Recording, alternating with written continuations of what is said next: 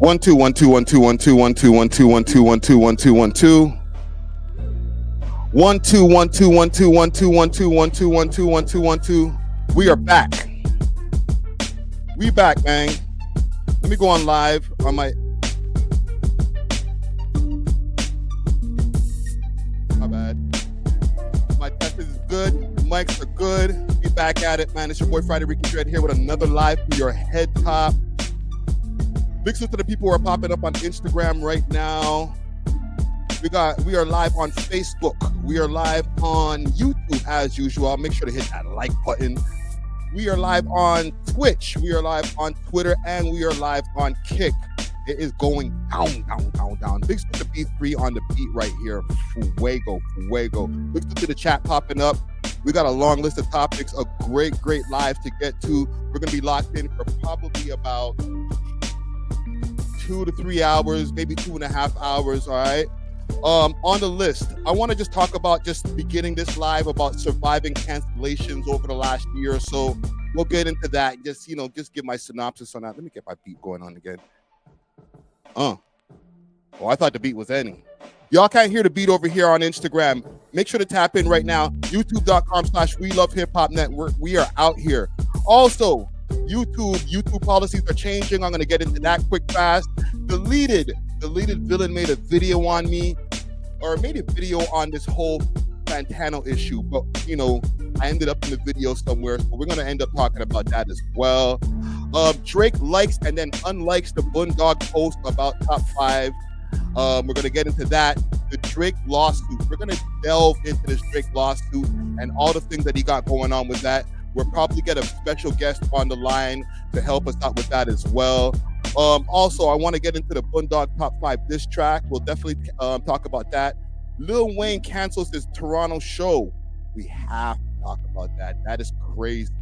I don't know how many times I got to bring up Wayne on the podcast, but bro, no bueno, man. No bueno. Also, there might be a little Toronto pod wars going on. I'm trying to stay out of the drama, and I am out of the drama for once. But we'll touch on it a little bit, and then circle back next week to get the full story on what's going on with the pod wars going on in Toronto. Also, there's a big article that's going on in Chatelaine magazine with Young Lava's baby mama and the trauma that she's been going through and all the trials and tribulations. So we're definitely going to get into that, and why rappers are streamers now. All right, a big conversation that I want to get into.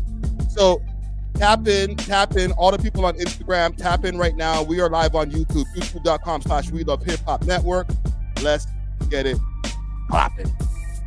Oh, that beat got me in the zone right now. Let me know if y'all like that beat that I'm playing in the background right now. Jesus Christ.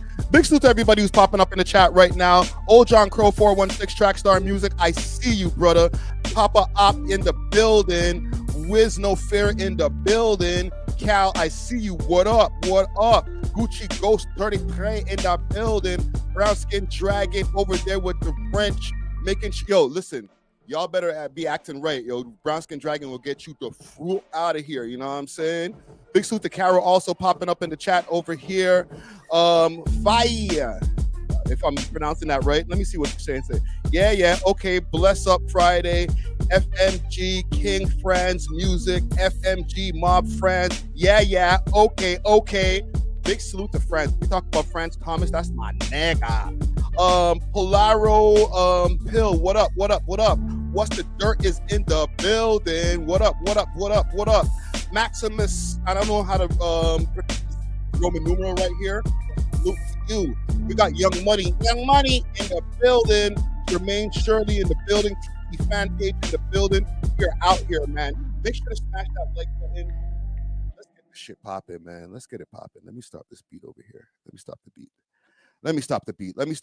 Big salute to everybody who's popping into the chat right now.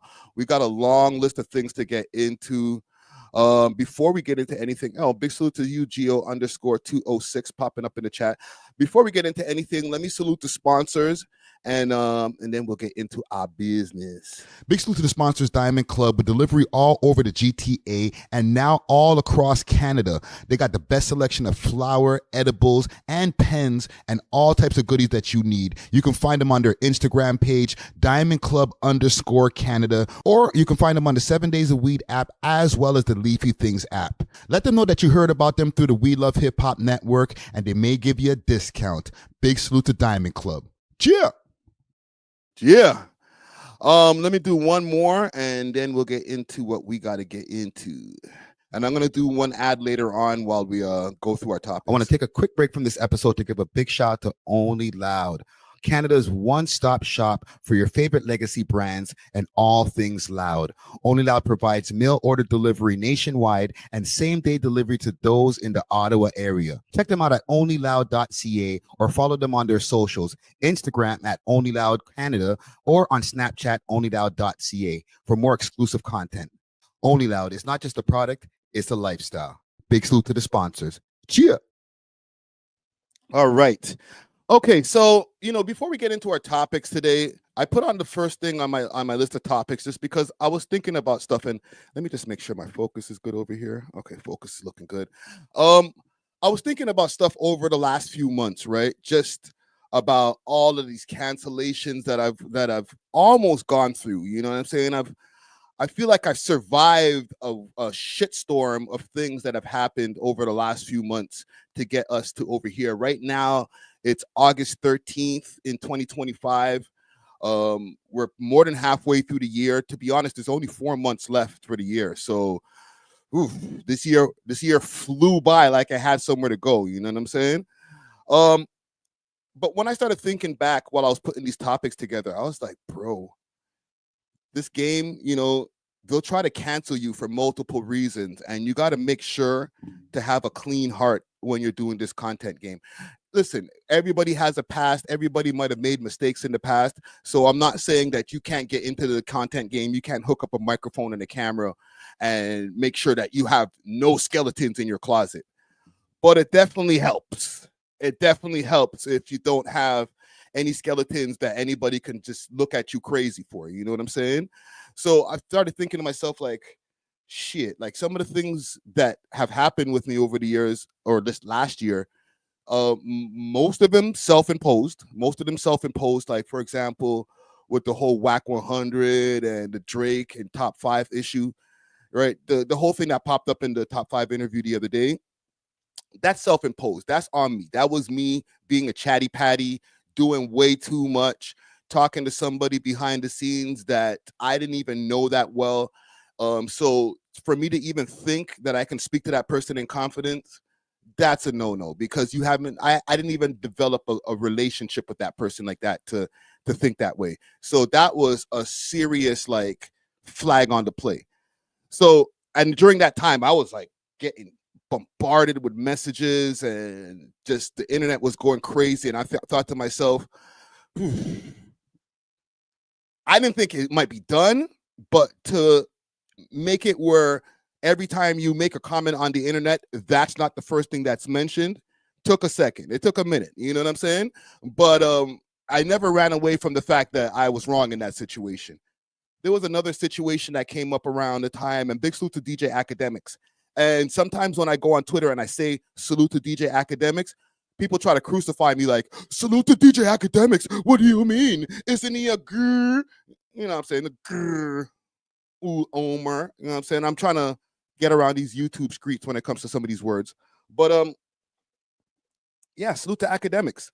Because even around that same time, when that shit was going on, somebody tried to cancel me.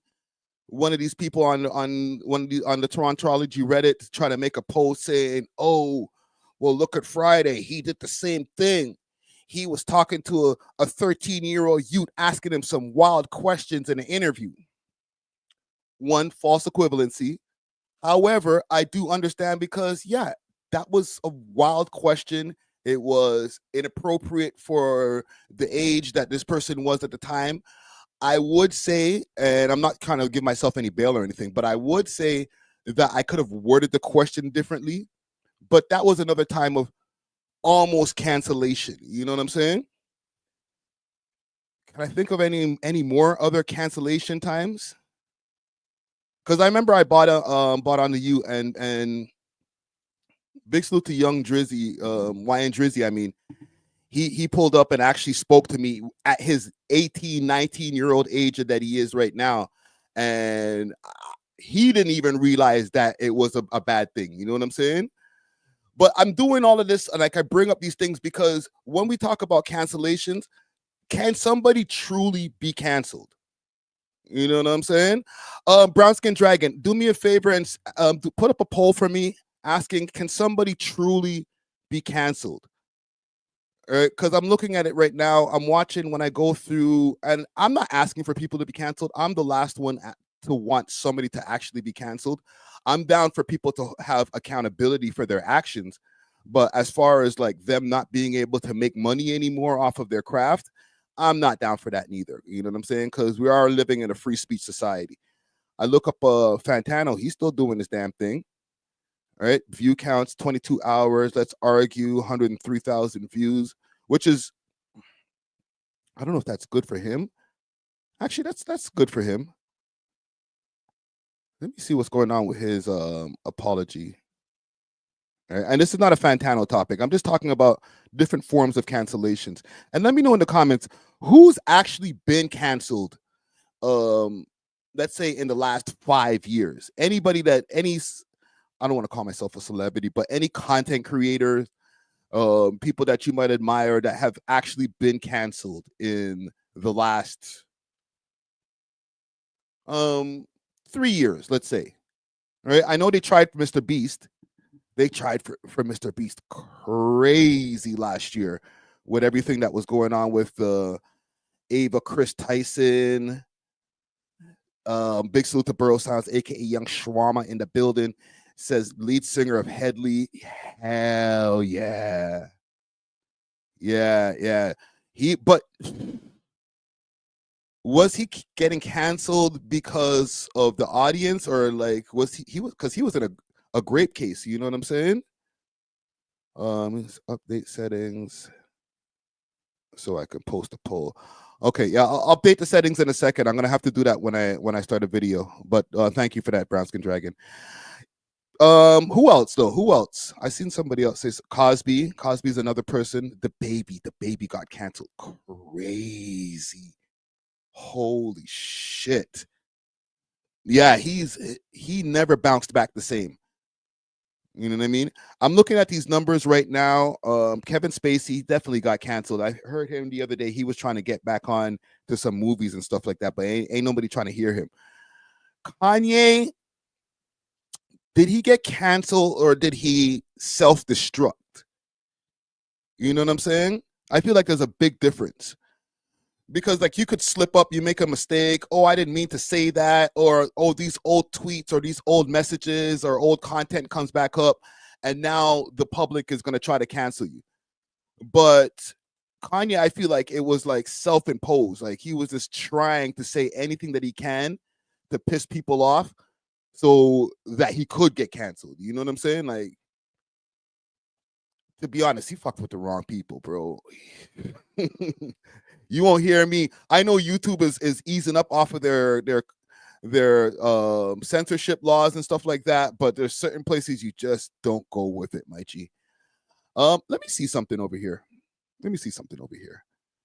Because the apology,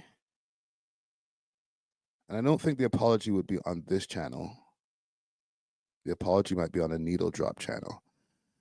Okay, so 3 weeks ago, 288, 280, 298, 392 for this Tyler Creator one. Okay, it's still up there. F Spotify, that one did 519,000. I'm just trying to see from where we get to right after the time where, you know, he made his apology video, if that even affected him. You know what I'm saying? Because cancel culture might be a big ass myth. You know what I'm saying? Let me see this. needle drop. Let's go there. The needle drop.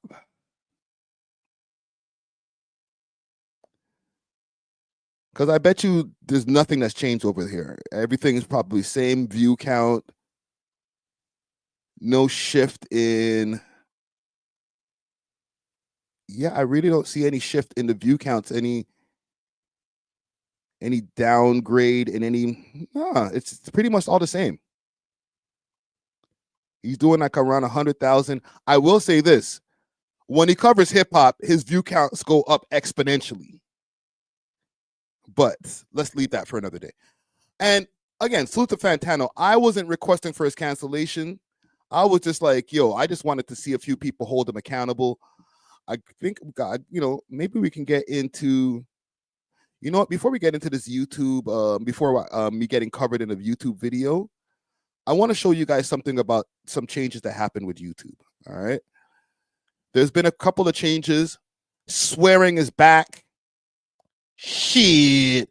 Listen, you can say shit all day. You can say nigga all day, but it was just certain words like fuck and certain things like that. Like if you say it in the first 7 seconds, 30 seconds, anything like that, YouTube was ready to take your bag away. But now they've changed those rules. I'll give you guys I'll show you guys what's going on here. YouTube. So YouTube just made a new.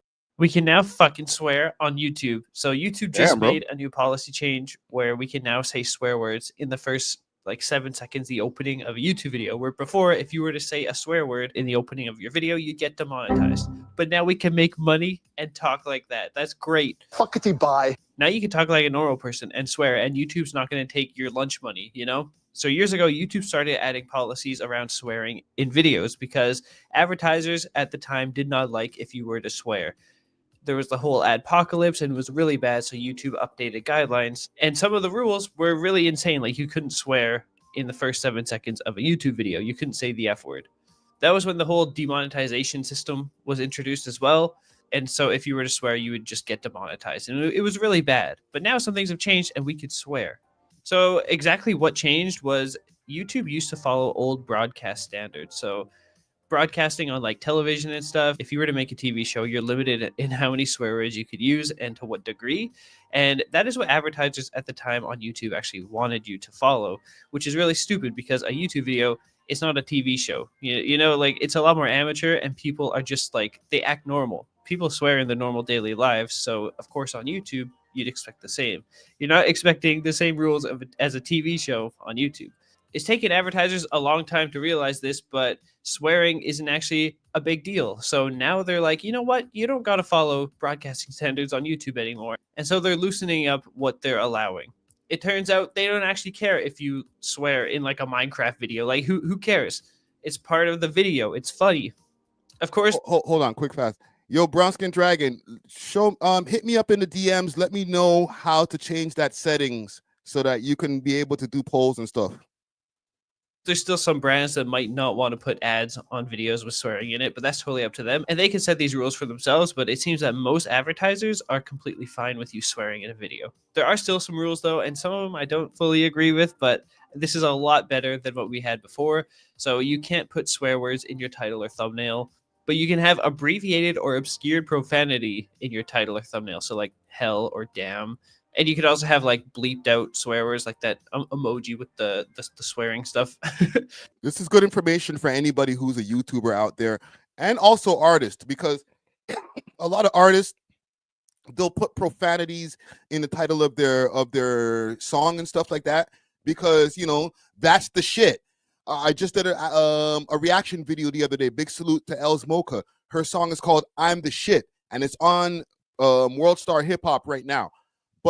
It's not censored. It's not I'm the shit with an asterisk instead of an I. It's just completely, she just put I'm the shit.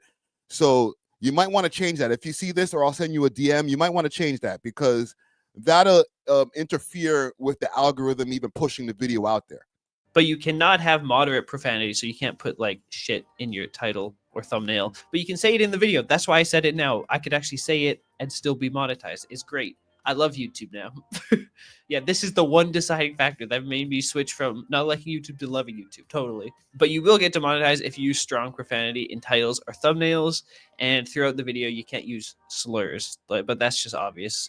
There is a video on the Creator Insider YouTube channel, which is basically like a bunch of people who work at YouTube who run a channel, and the video updating it, they gave some other guidelines, like you can't just have your video be completely all swear words in it.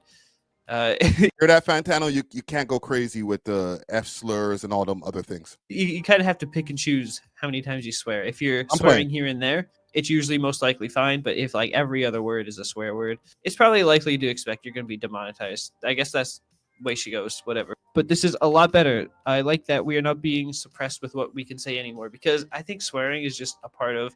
All right, okay, we got the point there, bro. Yeah, salute to who was this, Time Works on YouTube. Go tap in to some of his videos. But yeah, they're changed up the rules. I gotta say quick fast before we get off of this topic, because for us as a podcast, sometimes, you know, I felt wild having to tell my co-host, oh, you can't say this, you can't say that. And, you know, salute to Quarterlab, who handles our videos and stuff like that. They've allowed us to be able to ease up on that a little bit and not just be out here just saying all of these weird words to get around shit. So, you know, lately you might have been hearing the F-bombs, like I'm talking about like fuck, not like the other F-bomb. You might have been hearing those fly a little bit more, but I'm glad that YouTube was able to at least meet us somewhere along halfway when it comes to this, or not even just halfway. They just eased up, man. All right. It sucks when you see a bunch of your videos get demonetized. Okay. Let's get to the bullshit though. There was the Fantano stuff that I was talking about earlier, the whole cancellation stuff. I went on multiple rants. I won't even call them rants. I just was calling out content creators. I called out Curtis King. I called out Deleted, but then I kind of took it back when it came to Deleted, because Deleted ended up putting up a tweet saying why he didn't speak on the Fantano issue. Once again, I'm going to say this, and I'm going to say this anytime I do bring up this topic. Salute to Justin Hunt. He was like, he's not into the whole beef battle. Let's get on YouTube and start yelling at each other shit or calling each other out shit. So he, you know, backed out, okay? Or not backed out. He just decided to sit this one out. But Deleted decided to finally make a video once he got out of YouTube jail. And What's the Dirt got mentioned in the video. And myself, I got mentioned in the video. So I'll say this before I even get into reacting to this video right here. He didn't go crazy. It wasn't a sick tape. He didn't, you know, shit on Matt. He didn't shit on myself as much as like he usually shits on What's the Dirt. You know what I'm saying? Because I feel like a lot of these guys have a serious vendetta. But there was a little bit of goalpost moving that was going on in the video. All right. So let's get into the video right here and see what Deleted is saying. A little bit of goalpost movement. I'm not going to say a lot, but there was a little bit. A little bit. You know, this is the place where he mentions us, but I'm going to play a little bit from the beginning, and then we're going to get into the meat and potatoes. Pause. Era. In the video clip, he's tying a noose in a Hobson review while a black man's face is on the screen. You can call it satire all you want. To us, that's racially loaded imagery. That's trauma. That is not quirky humor. It might be dark humor. Yeah, it could be that. But that's the type of thing that hits different when you know our history. I just got out of YouTube jail. I'm not about to show nothing. I'm not falling for the okie doke. Y'all want to go? And the bigger issue is hip-hop keeps rolling out the red carpet for people like him. You already know that cookout pass mentality. Let any white dude in with a deep cut playlist, and suddenly he's family. Their own communities never hold them to the same standard they hold us. And when their past resurfaces, they clean up their image for brand deals, not because they truly changed. You see, some people can pass themselves off as friends while silently leeching off the culture the entire time. And you only see their true colors when those old clips resurface, long after they've already cashed in though. They already got their bag. They secured that. But then those videos come out and you're like, damn, the way I feel, if you're going to build your brand off of black art, then you owe it to that culture to never be the dude in a clip laughing about Black Death. To me, you should have taken a genuinely different route. something that you know that you can relate more to. So this is where the hypocrisy starts. This is where it circles right back to the viewers. Yeah, all of you. This is for you guys too. You've got that mad crowd foaming at the mouth, demanding blood, acting like this is the biggest crime in hip-hop history, but only because it's him. Then you got the diehard fans brushing it off with some tired line like, hey, it's his past. He changed. Like that somehow erases the fact that he said it while eating off the culture. Yeah, you too. Both sides are picking and choosing. You've all seen the history. You've all seen the clips, but you're either weaponizing them when it's convenient, or you're flat out ignoring them when it's uncomfortable. Either hold everyone to the same standard, or admit you're just protecting your faves and boosting your grudges. And if we're keeping it lit, we've all said some wild shit before. Let's just keep it real. Nobody's squeaky clean. Nobody. We're all human. I don't care what you guys say. That's the problem. Everybody lies to themselves. Everybody has this fake ass mask on, and they try to act like they're innocent, and they act like they could judge everybody around them except themselves. I'd be lying if I said I haven't talked reckless over the years. Yeah, so I feel like people can grow and people can learn.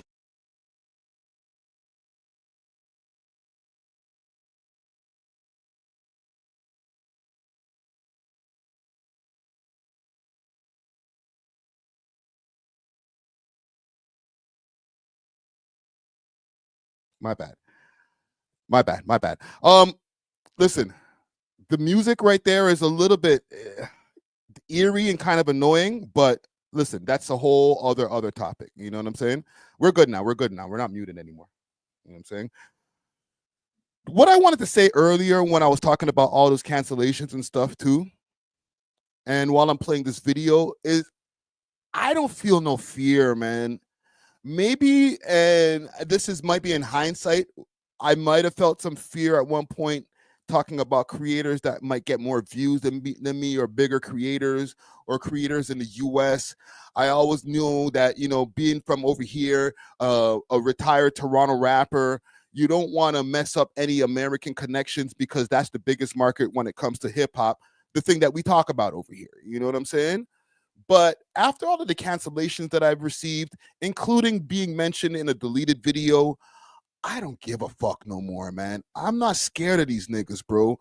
That's why I went crazy on Curtis King Pause the other day when I was on Twitter, because I'm not scared of these niggas. You can make 100 fucking videos about us, bro. It is not going to change nothing around here no more.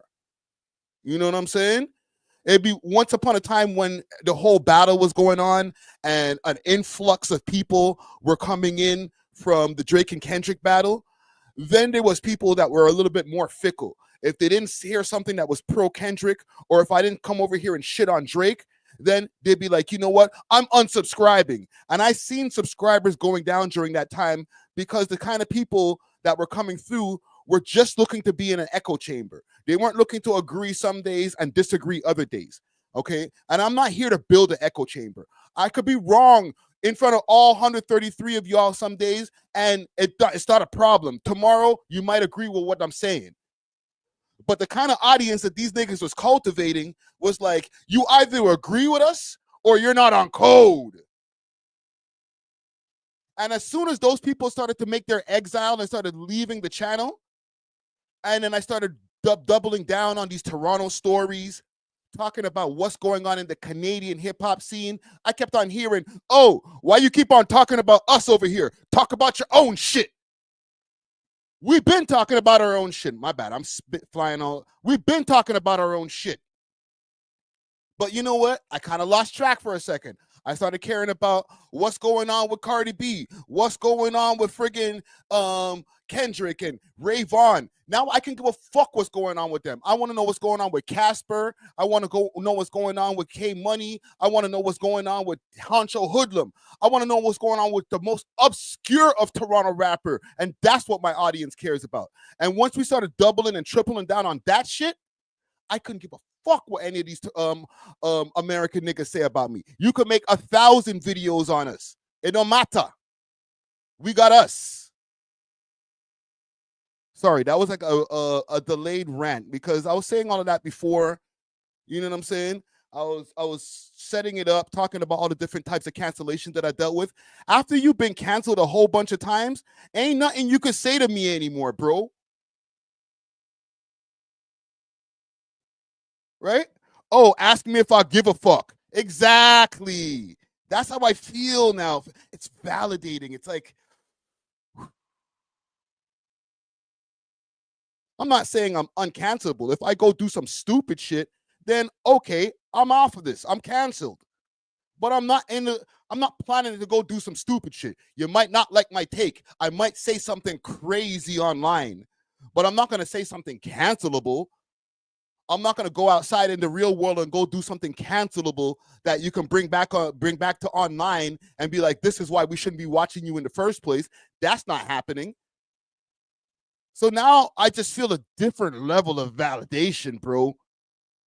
When I seen this video pop up, and this is not an indictment on Deleted, because if he sees this, these niggas love to do the spin master bullshit.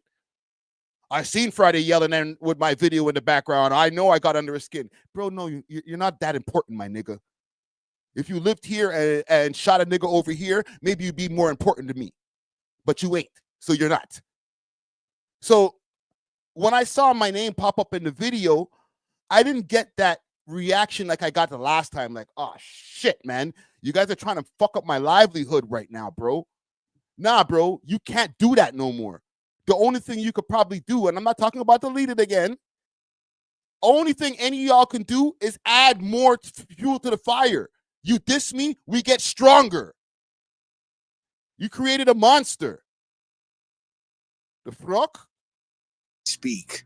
And who could forget about Matthew? Just call me a culture vulture. All right. So And you created a monster with this motherfucker too. You kept on shitting on Matt over and over again. Get him out of the culture. Da, da, da, da, da. But keep bare white people around you that talk bullshit. Guys who have videos that come back up saying the N-word with nooses around their necks. But get Matt out of the culture. And now he hit the bullseye on a theory. He got Drake like in the post. And everybody's freaking tucking their tails. He's staying in the culture. I'm sorry. You can't just kick him out because you guys have a camera and a goddamn microphone. It don't work that way. like, for the record, I actually like Fantano. This situation with him is like a perfect, this is a perfect example of what selective outrage looks like. Because if you look on YouTube, any of the creators who would typically pounce all over something like this, like something that he was just exposed for, crickets. And this is exactly what selective outrage looks like. Like, selective outrage is when you let your bias, your favoritism, your hatred of like a person, a business, an organization, you let that guide how you react to something, right? If this were me, I know exactly what this would look like if they ever found something like that in me. They never would. If they could find a clip like that in me, they will be licking their lips. There will be 100 videos in the first day. Within the first 24 hours, they would have 100 videos posted about me. Context wouldn't matter. Whether I was doing a quote wouldn't matter. None of that shit would matter, and this is what selective outrage is. He wants redemption. He's like, how dare you guys be mad at me and not mad at him? How dare you guys ruin my career and not Fantano's? Like, as if it's a team sport or something. And to be fair, Matthew, he has a point. There is a bit of hypocrisy when it comes to social media and hip-hop. If it's your favorite or if it's not. He's a little right, kind of. I'll give him that. But that's where... See? I'll give him that because he was fair in that, where he was like, you know what? I'm not going to move the goalpost once again like his friends usually would, because Matt was right. You guys called out everybody else, and if it was him that said the N-word, far less more, the man said Drake counted 37 N-words in a song. The man said, okay, I'm talking about what's the third. He called Justin Hunt Carlton. Okay, obviously, yes, offensive. Is it as offensive as saying nigga with the hard ER? No. So you can't compare the two. And even trying to do that is ludicrous. Oh, well, look at this guy over there in Canada. You get on us, but look at your boy over here. He was over there counting 37 niggas. Who cares? He made a mistake. He didn't say the actual niggas. He's not dumb to do that, but your boy Fantano had a rope around his neck listening to Hop sing. The shit is annoying, man. That stops. Hey, but what's really eating you, Matthew? Are you mad he said it? Or are you mad that people aren't attacking him the way they attacked you? Because what you did wasn't even a year ago, and it was just as bad, if not. Watch this. Watch the goalpost, okay? I'm gonna take the goalpost out of the astroturf, or right out of the grass, and let's move it over here. Attacking him the way they attacked you. Because what you did wasn't even a year ago, and it was just as bad, if not worse. You called a black man in hip-hop media Carlton, which is just as dressed up as a racial slur, implying that he's out of touch with his own culture, because that's what Carlton represents. He's out of touch. He's whitewashed. How can you say that about a creator who is all about black culture? That was disrespectful. That was stereotypical. You might have been better off having. But it wasn't saying nigga with a hard ER, or saying the other F slur that would get a whole bunch of other people canceled. So let's not even start. Why would you even start the sentence? Why wouldn't you just stop recording right there and be like, you know what? That's a bad point. Let me move on to the next point. But no, you kept on going like as if you were fucking cooking, my nigga. You're not cooking. Having been exposed for having a 10-year-old N-word tweet. Having an N-word tweet from 10 years ago, yes. Because what you did is so significantly worse in the limited amount of... So significantly, sorry, let me pronounce that right. So significantly worse. Goalpost successfully moved. Time that you've been on the platform. In your coverage of, generally speaking, the more salacious parts of hip hop, managed to disrespect a journalist that is black, that had been around for years before you had ever come on the platform, and had been doing hip hop journalism for, obviously, before I've been on a platform. But I think, you know what I'm saying, it might have been around the infancy. You know when I knew that the goalpost was getting moved? When they try to use Drake as an example. Even look at your boy. He's saying nigga with the hard ER too. What's up with that? He's black. It's wrong. He shouldn't have done it. And it's coming up in here too. The goalpost is gonna get moved so crazy. You took the goalpost, moved it from your side of the field, and put it all the way on my side of the field, and then put it all the way back.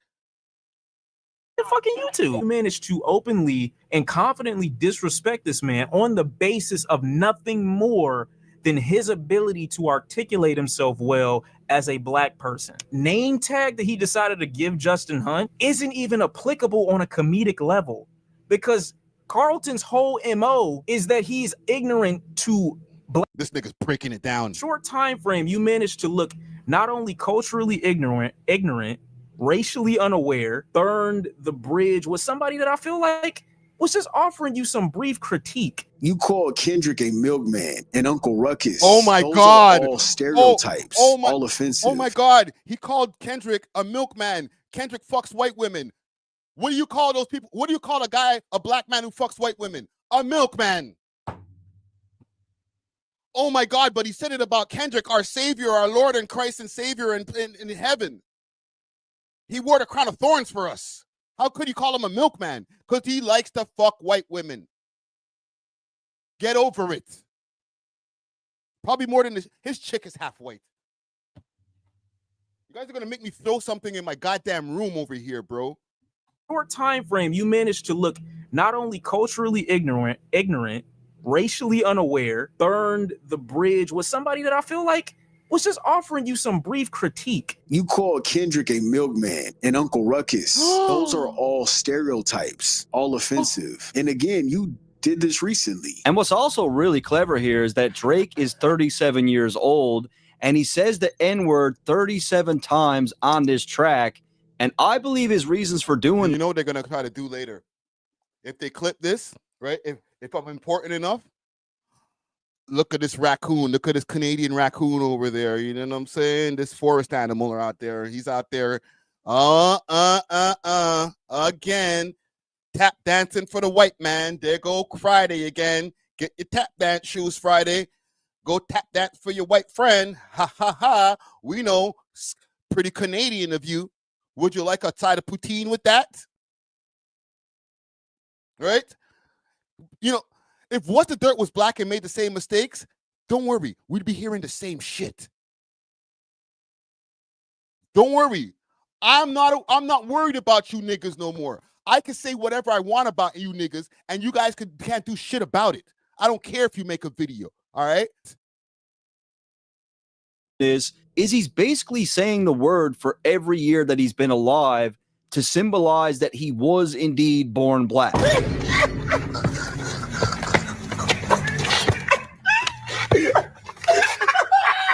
And guess what? You've shown no growth. You're going through the motion as we speak. You mock the culture every day, and you think the shit's sweet. You think it's cool. You think it's funny because you got the cools around you chuckling and laughing, a bunch of hyenas, but want to cry when lions attack you. The hypocrisy. Then you got want to cry when lions attack you. And then they got my big head over here on the screen. Let's go, man. Friday. Now he's trying to bully people into talking about Fantano. He's hopping in everybody's chats, his comments, tweeting them, dropping videos about them. He's pissed that no one is attacking Fantano the way he feels like they need to. Who else? Wrong. Just hold him accountable. That's all I'm asking. Because when I made my video on it, when we spoke about it on the podcast, okay, and when I covered it on the live stream, all I did was say, you know what? I don't think he's racist, but I think that maybe some of you guys, just as much as you're able to call out anybody else when they slip up, call him out. If he never made an apology video, I wouldn't even have the same energy.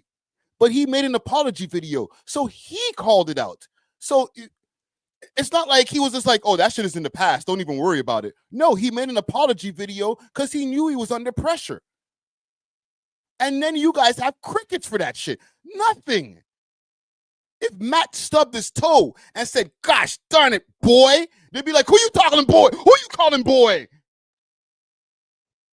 He's like, I wasn't even talking to anybody. I was talking to myself. You know what I'm saying? So I'm just saying, have the same energy. Damn, this is going to do some content on this. And when I say who else, I'm not going to beat around the bush. I'm going to be specific. I'm talking about the people from the Culture United panel. And listen, salute to Justin Hunt, because he knows, and I've said this earlier on the podcast this week, himself excluded from that. But for the rest of y'all niggas, all right, the Curtis Kings of the world, who will, are so ready to jump on people's head tops, the way that they jumped all over the guy, What's the Dirt, all right, big salute to What's the Dirt. They jumped on my homie's head crazy. Pause. Same thing with Deleted. Deleted makes a living off of shitting on niggas. All his videos are hit pieces, okay? There's not one video where it's not like, oh, ask me if I don't give a fuck. Oh, ask me if I don't give a fuck. Oh, ask me if I don't give a fuck. Oh, ask me if I don't give a fuck. Oh, that's pretty funny still. I'm not gonna lie. Ask me if I don't give a fuck. Hey, to be fair, I've never been on Culture United. I don't understand why I don't get why they group us up like we're the Avengers or the Justice League or some shit. You're the anti-Avengers. Oh, ask me if I don't give a fuck. I don't get it. I don't get where this is. What the fuck? Oh, ask me if I don't give a fuck. You guys are so pissed. Oh, and I know I'm gonna get clipped up later. Like, look at him, pissed again. Friday's yelling. Like, just allow me, bro. This is what I do. Ask me if I don't give a fuck. Maybe y'all aren't pissed off enough. Oh, ask me if I don't give a fuck. Fuck, y'all pissed. Y'all hella mad.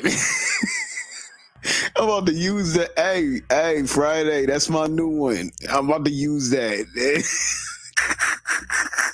Oh, ask me if I don't give a fuck. Nigga, you was on the Culture United. You talk about it. I wasn't on there. I did. What does that even mean? So Justin can't have a guest on his show? He calls his show. That's his show. I mean, what do you guys, a podcast? He titled it The Culture United. That's what he calls it. He had your ass on there. You talk. And I addressed it twice. About it then. The hell are you talking about? Same thing with Deleted. Deleted makes a living off of shitting on niggas. All his videos are hit pieces. Okay, there's not one video where it's not like, oh, ask me if I don't give a fuck. But where was all this energy when your boy Matthew did his own nonsense? Or when Matthew... I made a video on that too. We covered it on the live stream. And I said he was stupid for that. Doesn't mean that he's not my friend. I got a lot of friends who do stupid shit. He was out here wilding in general. You were nowhere. You gave this dude a pass. You gave him a pass. You didn't hold him accountable at all. But suddenly this... And with the exception of Deleted, your boy Curtis King, who else gave him a pass? Rolling with Moni. Okay, the people who are very boisterous when it comes to this drama shit. All right, DJ Head, everybody, crickets, and DJ Head is not a super drama guy, but he do speak on a lot of topics. They sat on their podcast, they said nothing about that shit. Okay, so let's not play these games, man. Stop moving the goalpost, bro. Is the hill you chose to die on. I'm confused. This is how I know you guys are being disingenuous. You're being a hypocrite, all three of you. Oh, and let's not forget this clip right here. Drake using the hard ER. Disgusting. With somebody that I was like, I used to see out and be like, yo, that's that nigga. You know what I'm saying? He's doing this. Yo, that's that nigga. You know what I'm saying? You're going to get my shit demonetized, bro. Stop this. A lot of other niggas in the city, in this city, in other cities, while we're just talking and passing, and we say, my nigga, and somebody says the hard ER by mistake. Nah, man, that's you. That's a you thing. Maybe even a Canadian thing. That's the cultural difference right there. You got... Right, okay, watch. See? As soon as he was able to just add one little keyword in there, oh, that's a you thing. That's a Canadian thing. Now I can take flight and explain why you guys don't understand the cultural differences. No. Don't even start the plane off. Don't even take the plane off. Don't take off, bro. Get back on the runway, because it's not a Canadian thing. Okay? I'm not saying that Canadian niggas, because we say the word nigga so much, sometimes slip and use the ER. I'm saying all right? And the examples that I used wasn't only Drake. Thank you. I used Almighty Suspect, who lives in Los Angeles. He got played out of his position on No Jumper, arguing with the big guy there, Brandon, because Brandon was kind of calling him out because he was like, you said nigga with the hard ER. And he was like, no, I didn't. But they were like, bro, we have the tape. So is Almighty Suspect canceled out of hip hop culture? Come on, bro. And the thing is, they only play a certain amount of the video and then they stop and then they start ranting. It's like, nigga, there was more of the video. You didn't even have to play that deep into the video. You could have stopped maybe like another 30 seconds and then you would have heard the rest of what I said. You guys are taking a word that Black Americans took a hold of that used to be negative. You guys taking the word. No, we all did it. You guys included it. And was built to tear us down. We made it to where they can't use it against us anymore as a negative. You over here saying that you guys accidentally dropped the N-word with the hard R all the time in Canada. And that's insane. Because over here, we don't accidentally say that shit. What the fuck? That's not it. Right there, that's misinformation. It's not the same. You don't accidentally say that. That doesn't just slip out. See, what you guys don't get is by pushing this hate mob so hard, you're actually hurting your movement. Let me play y'all something. I came prepared. And I take back nothing. So that he could benefit from it. He's a bitch for that. Well, so when he's talked about, oh, you know, this guy said, yeah, you know, ask me if I give a fuck. Like, yo, bro, I also, if you continued the clip that you know, kept on looping over and over again. Looked up the tweet earlier. Most definitely. What the fuck just happened there? So that he could benefit from right here. Now I guess he's blocked off of uploading to you.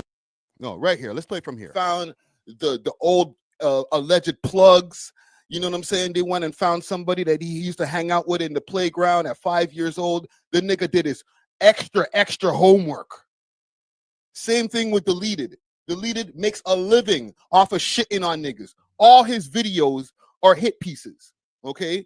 There's not one video where it's not like, oh, ask me if I don't give a fuck. No, we're doing the SIG tape. So where's your Fantano SIG tape, nigga? And then you can stop right there and be like, let's start talking. I'm gonna take flight. I'm gonna cook this nigga. Nigga, play the rest, bro. It's only 30 seconds, maybe a minute more. So I got a few answers while I was scurrying through the internet. You know what I'm saying?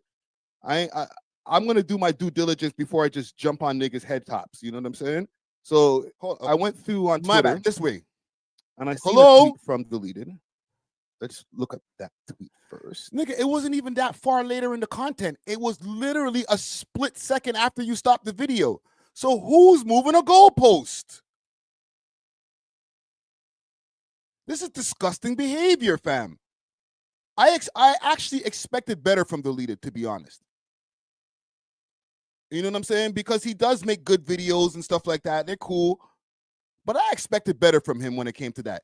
You actually have the content in front of you. You did the research, but you willfully chose to go around to omit other things that I said to paint your narrative. That kind of sounds familiar. I'm gonna be honest. The people leading the charge, I mean, you guys are culture parasites. Some of you. Where the culture... Oh, sorry. You know what? Let me let him finish.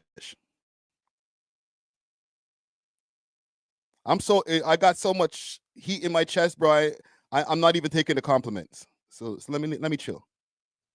See, what you guys don't get is by pushing this hate mob so hard, you're actually hurting your movement. I'm gonna be honest. The people leading the charge, I mean, you guys are culture parasites. Some of you, I won't say that about Friday. I haven't watched his content. I can't really call him a parasite. I won't do him like that. Watch a little more. I'm sure you'll call me a parasite tomorrow. What I see so far, though, you excusing certain people and you being a hypocrite. That's all I could call you. But the others are culture parasites because they're still making racist jokes to this day. And the other one is still promoting gang violence, tearing down black men. So when you... Oh, God damn. You better watch some of my videos then. You're going to be taking that back. You might have to make a whole other video. Demand everyone to riot. Nobody's taking it seriously. Not because Fantano's innocent, but because the messengers are just as dirty. You are just as filthy, if not worse. I wouldn't even say Fantano's filthy or dirty. He just got caught slipping. He shouldn't have got... Okay, we're going to stop the video there. Okay. I would like to say goalpost successfully moved. He held Fantano to accountable to a degree.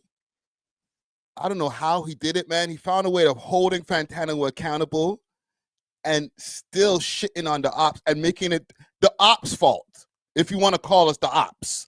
He made it the ops. It's our fault that he said nigga with the hard ER. It's our fault that he put the noose around his neck. I get it, man. Whew. That must be a tiring job. Like keeping that goalpost over your shoulder and just walking all over the field with the goalpost all the time. Like, nigga, we could keep the goalpost in the same place and play the game properly, bro. You guys don't have to keep moving the shit all the time, bro. It's fine. It's okay to be like, I'm wrong. I get on this microphone and I say I'm wrong all the time. It doesn't stop nothing. It doesn't make anybody think I'm less cool. You know what I'm saying? Niggas don't think we're cool already. They think we're nerds already. We're nerds. So who are we trying to be cool for? We know how to be technical with the cameras and audio and all that. We're goddamn nerds. Accept it. You don't have to be cool for nobody. Sometimes we're wrong. That's it. I'm going to leave it there. Anywho. Jesus Christ, y'all niggas gonna make me. I'm gonna make myself lose my voice by the end of this live stream. Couple more things I want to cover over here. Big salute to Bundog. He just dropped a new tune. Actually, just dropped a video for the new tune. First day out. He had the visualizer. It was a top 5 diss track. It was out maybe about a month or so ago with the visualizer. And now he dropped the music video. Now, in dropping the music video looks pretty fire. Let me see if we can pull it up for now, because we're going to be covering this a little bit later on. But I'm going to pull up the music video right now. Let's see. Bundog. He actually has a new interview that's out right now.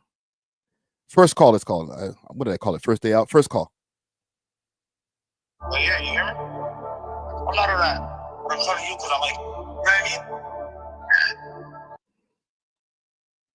know what I mean? If I wanted to, I'm getting fed up. These niggas move federal. I order seafood, it's oyster perpetual. I'm in the back of the Louis Vuitton. They know that I get whatever you want. All right. He's over there in Dubai doing his damn thing. Got time to politic, which I got the black truck, bulletproof. I don't do text and bullets through. I got a bitch bathroom. Okay. So I'm going to show you guys something, because what ended up happening when he posted the video up on Instagram is that the boy jumped out and is like, hey, I like that. Good video right there. You know what I'm saying? Let me see if I can find this here. Likes and then unlikes. Let me see here. Where the hell did I put this shit? Okay, here it is. Let me pull up my my screen here, and we'll go up on Reddit and scour through these Reddit streets. This is not the post here. I'm going to go on Torontology.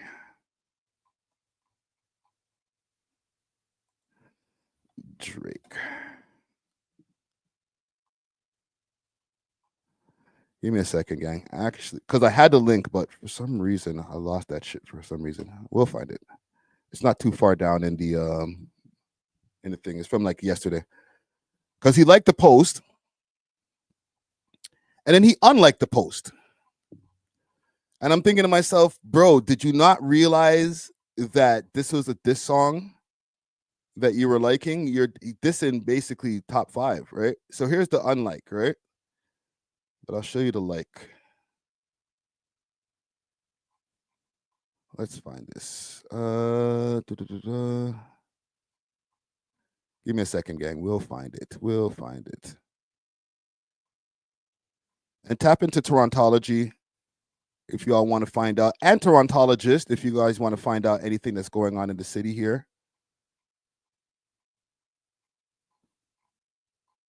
Dang. Okay, let me show you the unlike first, and then we're going to move backwards, because I have the other link here. We just got to find it. So first, he had liked the pic, or liked the post on Instagram. And then, I don't know, maybe he was, because he's over there, Drake is over there in Switzerland, if I'm not mistaken. All right. Let's see. Let's see. So what do y'all think? Do y'all think that it was like a slip of the hand?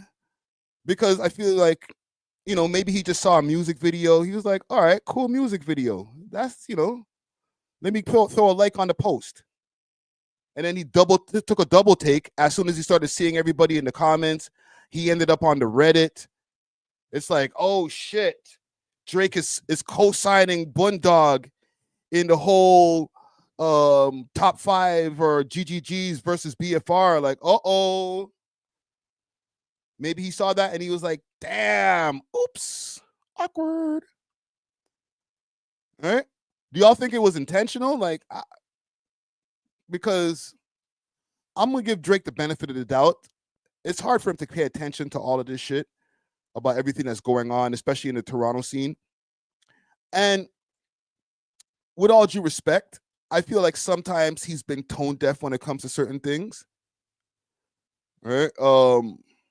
I'm looking at it. It wasn't Drake, it was Champagne Poppy. Ah. Well, listen, man. I'm going to give him the benefit of the doubt and say that he didn't know that this was a diss track. You know what I'm saying? Let me see. Let me ask you guys in a poll here. Did Drake know it was a top 5 diss? because he took back that like immediately. Right. And like what I was saying about like tone deaf, and this is with all due respect, there was a time before when he was like, yo, Doovie and Pressa need to get on a song together and leave an open verse, and I'll jump on the verse. All right. This is a while back. And this sent the scene into a frenzy. Even me, myself, I had an L take when it came to that, where I was like, yo, if you guys don't actually do this feature with Drake, you're not real rappers. You drop the ball. And the reason I call it an L take is because after in hindsight, I had to think about it, and I was like, the ramifications that goes into Pressa and Doovie is currently incarcerated.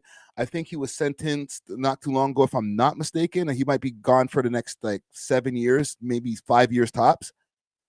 But the ramifications that would have happened if he did that feature, he might have had to, be in a swap out every day on Ranger in jail. He could have got stabbed up for siding with the ops or collaborating with the ops. Who knows?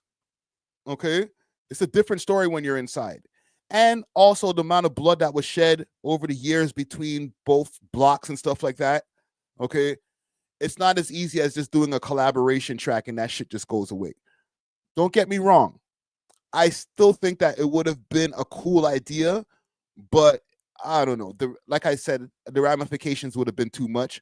So I don't think it was a great idea for Drake to jump in and say that. All right. Thanks for the clout that I got off of the post because he jumped under one of our posts, but it didn't help the city. So sometimes when I see stuff like this, it's like, you know what? Cool. Like everybody's post, but you might have to vet these guys' posts right now. Maybe tap in, pay a little bit more attention to what's going on with some of these niggas. Don't get me wrong. This nigga has a lot of shit on his plate. He's got a whole lawsuit that we're going to talk about just now. He's on tour, running around, doing a world tour. He's got an album rollout. A whole bunch of shit is going on, right? Including while he's recording new songs for the Iceman album. So I can't expect for the man to be like looking in every post, zooming in, reading every caption. You know what I'm saying? So you might like a post and then find out later on, like, and this has happened to me in the past. You like a post, you find out later on, like, bro, Friday, I thought we were cool, bro. Why'd you like this post, man? That's my ops was telling me that they shot my grandmother. I'm like, oh shit, I didn't even read the caption, broski. Sorry. My bad. So I don't know. I'm going to give Drake the benefit of the doubt on this one here. I don't think he was trying to pick a side, but I do think, and I'll say this again, when he has time, when all of those things that I listed there, that list of things that he's got on his plate, when that's cleared up a little bit, maybe try to holler at these niggas or make some kind of public statement, which helps to quell some of the beef that these guys have. You know what I'm saying? You're a big bro to these guys, so they're gonna lead by your example in the end of the day. But yeah, let me see what's going on in the poll here before we move on. Did Drake know it was a top 5 diss? 56% of y'all say yes. Damn, bro. You guys in the live chat really have Drake in the ain't shit category on the regular, bro. You got no faith in the boy. Damn, 58%. It went up. Holy shit. Niggas is like, we know Drake ain't shit. We know he would have done it. He's trying to incite violence. He's a cancer.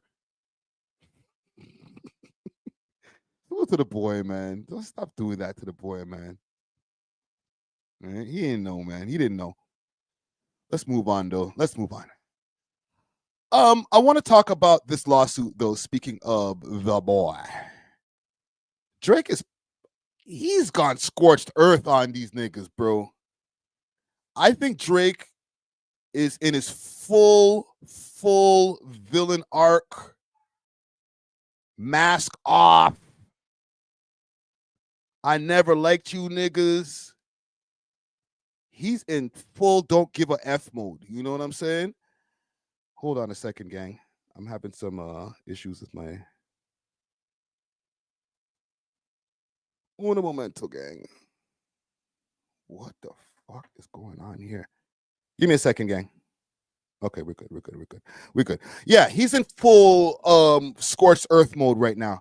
Okay, he's got this lawsuit. It's unfolding into something very ugly right now. We're talking about they're looking for a kid's DNA. It's getting nasty, B. He's looking for somebody named Kojo. There's a lot to cover. So what I think I'm going to do, we're going to cover a couple of these videos here just to start to set this up. And then I'm going to holler at my homie Matt from What's the Dirt. We can discuss this. He can explain a little bit better because he's made some serious breakthroughs. I'm going to play something here right now from him where he discovered something that just blew the lid off the shit. Kendrick just got way crazier. Drake's Family Matters diss to Kendrick just got way crazier. Remember when he said this to Kendrick? There's nowhere to hide, you know what I mean? It seems basic, but there's a hidden meaning. There is a man by the name of Kojo Osamaha who is a major person of interest in Drake's lawsuit against UMG. It's alleged that Kojo played a major role in inflating Kendrick's Not Like Us with bots. Drake also mentioned Kojo on Family Matters. Anthony set up the plays. Kojo be charging you double for none. But here's where it gets crazy. When Drake repeats, there's nowhere to hide, you know what I mean, these bars are directly linked to Kojo as he has a registered LLC business called Nowhere to Hide, which pretty much means Drake either knew what they were doing in the past or he knew what they were about to do. To make Kojo seem all the more suspicious, Drake's legal team have been unable to even subpoena him for the case because he's been hiding. The dude has been ducking. What goes through my mind right away when this guy's been hiding is like, how long have you been hiding? How long have you known? Like, did you start hiding from when you heard Family Matters? Like, oh shit. And I heard a few other of these creators over there, you know, namely different guys like Curtis and different guys that were like, yo, I ain't even gonna talk about Drake no more. He gonna sue. Shut up, man. Like, it's not even funny. It's not even a funny joke anymore. Like, niggas talk about Drake all the time, bro. He ain't gonna sue nobody unless you deserve to be sued. They can't find him. With Drake's cryptic approach to the Iceman rollout and the fact that he's been posting clues about this album since 1 month after the beef ended, it's clear that Drake has a couple more cards up his sleeve. They hired a crisis management team to clean up the fact that you beat on your queen. The picture you painted ain't what it seemed. You did. And it's gotten uglier because now he's on some shit where he might want to see some different things in this lawsuit here. I'm going to pull up something courtesy of Reddit. All right, and this is the Drizzy Reddit. Okay, this is the Drake Glaze-a-thon Reddit. So bear with them. All right. Drake is requesting UMG to produce all documents related to the paternity of children, domestic violence of Kendrick. All right. And this is courtesy of the OVO docket. In addition to the motions to compel filed, Drake's legal team filed a 76-page declaration which contains a plethora of information, notably a request for UMG Recordings to produce all documents related to the paternity of children and the domestic violence allegations concerning Kendrick Lamar.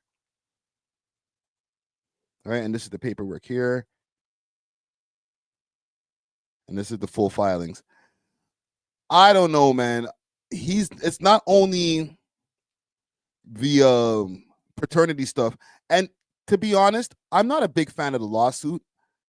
My mind has been going back and forth as far as like sometimes I'm with it. Go ahead, crash out Drizzy.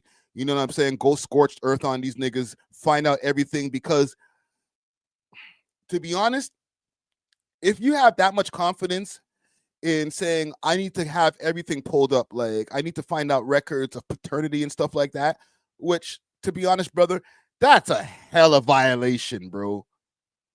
If people are mad at Drake for that shit, I could completely understand. That's a mod violation. Like, bro, we need to see the paternity test. We want to know if the kid is day free. That's crazy. But it's so crazy. And y'all are going to say, yeah, sounds pretty Canadian to do. I'm a dickhead, bro. I probably would do the same shit. Sure, I put a pause on that because I said dick, right? I'm a fucking asshole, bro. I might do the same shit. Like, nigga, I know that nigga was beating your bitch down, had her legs up against the friggin' backboards and had her going crazy. Right? That baby kind of looked Dave Free in the face. And I'm going to prove it. I don't even care if they don't like me in hip-hop anymore. I make money other places. I'm that much of an asshole, so I can't put it past Drake. And I don't think that's a Canadian thing. I think that's just being a all due respect, an asshole. Like, yo, listen, bro, I don't care, bro. You're going to try to embarrass me? I'm going to make you look crazy. You try to call me a PDF and have the whole world singing it and believe in it? I'm going to make you look crazy because the shit that I got, this is just hypothetical. The shit that I got, I know when I expose this, your whole family going to break up. And I don't care. You called me a PDF file. Continue with the filings. Continue with the motions. Right? Dre Day Young says, bitch assness. I don't want to say yes, because I do agree with you to a degree. It's like, it's super petty. Yes. Thank you, Bransky. I said it. You said it at the same time. It's petty, yo. But sometimes you got to be petty depending on what the reason is. Losing a rap battle, okay, that's nothing to be petty over, bro. Lick your wounds, go in the corner, go write some more shit and forward back. Let's go, man. You know what I'm saying? But losing a rap battle because everybody in the world thinks that you touch kids, bro, I'm going to have to cut you niggas in the face when I see you. That's how I would do it. I'm sorry. There's different levels to losing a rap battle. You could even call me a snitch. There's no paperwork. You know what I'm saying? So it's like, all right, you're just making shit up. I can prove to you there's no paperwork. I never snitched on nobody. But you start painting a narrative. Oh, look at that video from back in the days when he was on stage with the 16-year-old. Oh, look at the Millie Bobby Brown. Look at this and that. And I know some of this is self-imposed by Drizzy Drake, so accountability definitely has to be in there. But when you take all of these narratives, put it in a pot, twist it together, and then say, probably struck a chord, and it's probably A minor. But I ain't saying that it was you, though, homie. Nigga, you just called me a PDF file, bro. You're going to make me lose a lot of bags. People are going to be looking at me crazy when I walk in the street. There's little kids singing it like I'm some kind of stranger danger ass nigga. It's on like Donkey Kong. Forever. That's just how I would handle it. I don't have the emotional maturity, and maybe I don't have the bank to be able to say, let bygones be bygones. He just called me a PDF. It's nothing. We'll just make some music and get some #1 hits and get over it. No, it don't work that way, bro. You call me that? What? I have a kid. And my kid has to go to school, and you're saying, your dad, the most famous rapper in the world, was probably struck a chord, and it's probably A minor. Bro, if I'm this nigga Drake, I see you niggas, you're lucky I'm taking you to court, and I'm not trying to spin your house to try to find you in New York, nigga. Gloves are off. I'm just saying. But you might have gotten too far with some of these things, Drizzy. You know what I'm saying? I understand scorched earth mentality. I do this shit probably once a week. I go scorched earth. So I get it. But bro, right now, you can't be running after the YouTubers too, dog. Right? Like, I don't see them posting opinion pieces like other pages tearing down Drake. But when they do their podcast and, they bring up Drake versus Kendrick, they usually side in the favor of Kendrick. Drake versus Kendrick, song for song. Let's see who wins by the end of 10 rounds. We're starting off with Luther versus Slime You Out. Both featuring SZA. I prefer Slime Y'all. I'm not gonna lie to you. 1-0 Drake. Slime Y'all. Next up, we have Humble versus God's Plan. I was never a big fan of God's Plan. I'm going Humble. All right, so it's 1-1. Next up, Element by Kendrick versus Energy by Drake. Oh, I'm gonna be going with Element. I'm going Element. All right, you got 2-1 Kendrick. Next up, 2 intros. Whacked Out Murals versus Champagne Poetry. Champagne Poetry. Wow, okay. Champagne Poetry. That's crazy. 2-2. Next up, we have Pride versus Jungle. I gotta go Pride. You gotta go Pride, okay. Go Pride, That's bro. 3-2 Kendrick. Next up, Backseat Freestyle by Kendrick versus Chicago Freestyle by Drake. Yeah, I know. I wanted to do this to you. I wanted to give you fucking tough ones. Oh, I gotta go Backseat Freestyle. Backseat, yeah. What am I doing Okay, 4-2 for Kendrick. Next up, we have N95 versus Jimmy Cooks. 2 songs from 2022. Jimmy Cooks for sure. Jimmy Cooks? Yeah, Okay, I'm going Jimmy Cooks on W that there. 4-3 for Kendrick. Next up, we have Mad City versus Know Yourself. Bro. It's not Mad City. No? Yeah, but why are you bringing the GKMC stuff up, bro? Wait, what are you doing on Montreal, brothers? Mad City. 5-3 Kendrick. Next up, 616 in LA. Montreal. 6 p.m. in New York. Okay, that's 5-4. Next up, are we going to go to a bonus round? ADHD versus Headlines. What are you taking? Look at I gotta go Headlines, bro. Wow, 5-5. I gotta go Okay, Headlines. the last round. It's 2 more R&B centric songs, you could say. Love versus Teenage Fever. What are you taking? What are you taking here to win it all? I feel like the production's better on Teenage Fever. I think Drake's performance on Teenage Fever is a lot better. I'm going Okay, so Drake wins this. I'm going, listen, for the bonus round, if this is a bonus round, Drake won in that versus, but a lot of people, including Drake fans, had an issue because they felt like based on his song options and the battles, Drake should have had a sweep. So NFR to me isn't the most biased. All right. Now, they aren't the only YouTubers Drake is targeting. Drake also targeted this other dude called Screwface. In request 79, they requested all documents. Screwface. Monsieur Jean.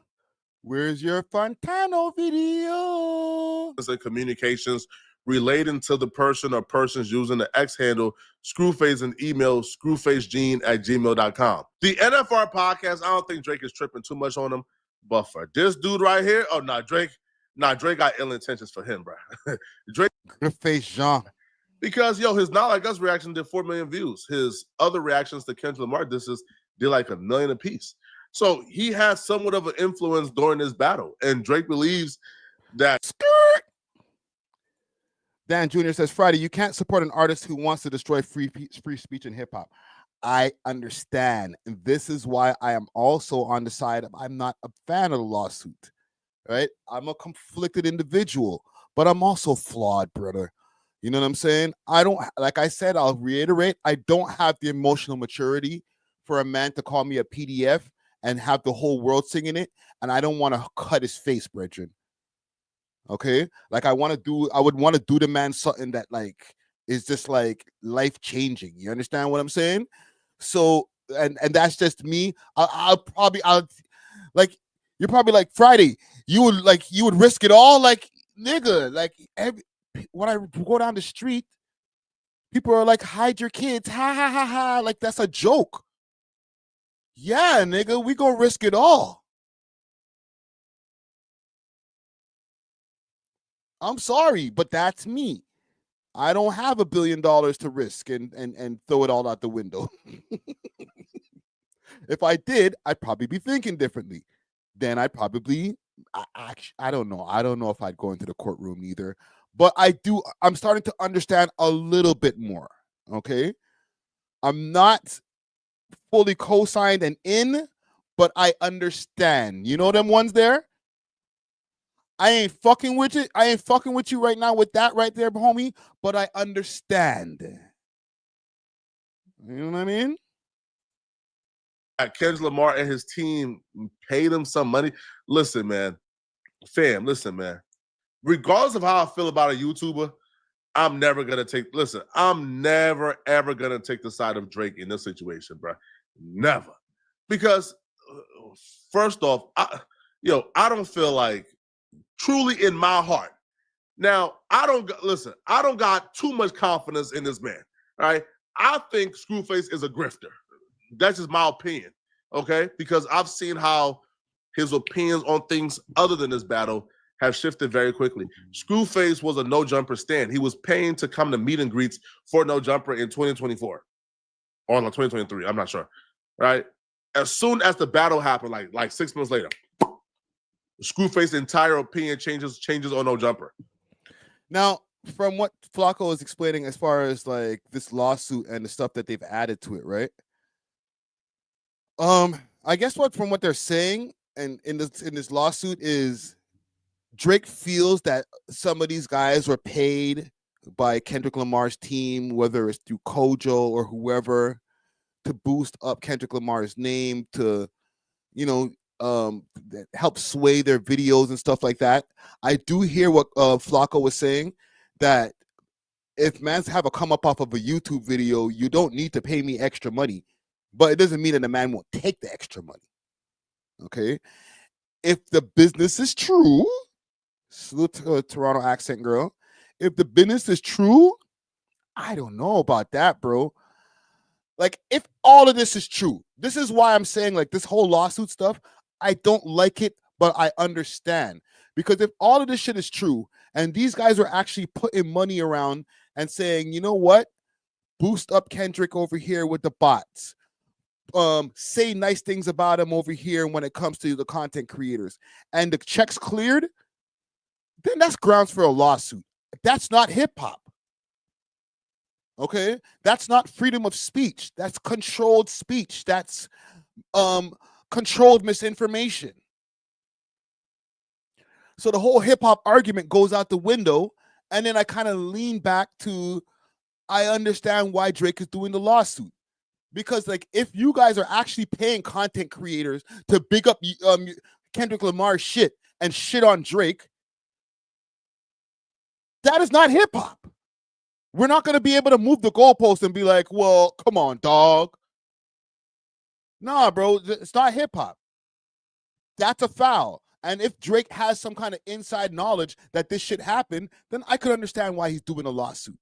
And not only can I understand, I can actually agree with why he's doing a lawsuit, because that's a lot of foul play. Let me read this comment here. Someone is supposed to be spreading defamatory falsehoods about you, like what happened during the conflict. And the company you work for, his label, backs that up with bots and manipulation. Yeah. It's one thing also if niggas is just lying about you on a rap track. Okay? But it's a whole other thing if niggas is lying about you on a rap track and the record company that you guys are both under conspire to push the lie. That is nasty work. That is not hip hop. All bets are off now. Now we can sue because you guys did some unhip hop shit and used hip hop savior to get this shit off. And I'm not supposed to sue you? Is this me moving the goalpost? Because I'm just trying to understand. I'm trying to rationalize why this lawsuit would be a good idea. Okay? And why Drake would do it, not caring about his reputation. Why he would be like, yo, let me get all of your kids' DNA information and all that shit. That's like nasty shit where like you don't care about how you look after because the bigger picture is nastier than the way you look right now. Do you guys understand what I'm saying? Like, I look crazy right now by asking for all of this shit. I look crazy pulling up and suing content creators or adding them to my lawsuit. But when the shit is all said and done, you guys are going to be like, oh, I see why you did that. All of these niggas had to fix. If that's the case, and only if that's the case, all right? Drake can go into get all of these things, go forward in this court case and look crazy in the end of the day. They could have been like, see, no harm, no foul play, bro. You were wrong. Sorry, Aubrey. Go sniff around another tree somewhere else. But if 2 out of 5 these things that let's say he wants is correct, I'm sorry, bro. He's got the right to sue. All right? You guys might, if you want to call me a goalpost mover, I'll hold that, man. But I feel like I've done my way of rationalizing it for myself. You know what I'm saying? But yeah, let's continue this video here. Screwface was making videos crying about being invited to No Jumper. The battle starts, he gets an influx of like, Kendrick Lamar, pro-blacks, hip-hop purist fans. Now, all of a sudden, he hates No Jumper and hates academics when he got videos rapping and defending DJ Academics and being labeled a super fan of academics. So Screwface is a grifter. But I'm not gonna say that this man got paid, because bro, during that time, the algorithm was so robust for this battle. Why would Kendrick Lamar pay you for something that's gonna benefit you, right? Like reacting to these diss songs is gonna get you a lot of views and it's gonna get you paid. So no, I don't believe that this man was getting paid by Kendrick Lamar or by PG Lang or TDE to react to music. I think it's crazy, right? I believe what happened, because again, Screwface is a natural grifter. He got an influx of fans from one side. He got a huge influx of fans from one side because he's cooking Screwface. It's not a Screwface cooks fest over here, so I'm a fast forward. Pocket, that's out. These set of requests right here are the most egregious ones that got a lot of people looking at Drake crazy. So request number 50, from January 1st, 2014 to the present, all documents and communications relating to allegations of domestic violence, violence against women, and other forms of violence committed by Kendrick Lamar Duckworth. This has quickly gone from, this is not about Kendrick Lamar, it's about UMG, to now this man is requesting information on Kendrick Lamar. Now, there's clear reasons for why he's requesting it, but languages like other forms of violence, to me, kind of takes away or makes it more than just the obvious reasons. The obvious reason is Drake is preparing for the counterclaim. He's preparing. Other forms of violence. What do we mean by that, gang? Okay, I think the comment gang, I think we've established a lot of times over these years of doing these live streams that y'all are a lot smarter than I am. All right, y'all got the info. This is why we do the lives. What is he talking about when he says other forms of violence? Explain this to me, gang. What other forms of violence happened over the last year, over the face of this battle? Because the way he's trying to place this, he's like, yo, DJ Illinois says possible assault. All right, you're getting warmer. All right. What kind of a possible violence? Do we have to? I think we got it. Bingo! The shooting at his house. I think there was another time that I think there was 2 shootings at his house, to be honest. There was the one when the security guard got hit, but then there was another time when somebody was just like, I think they just shot the gun.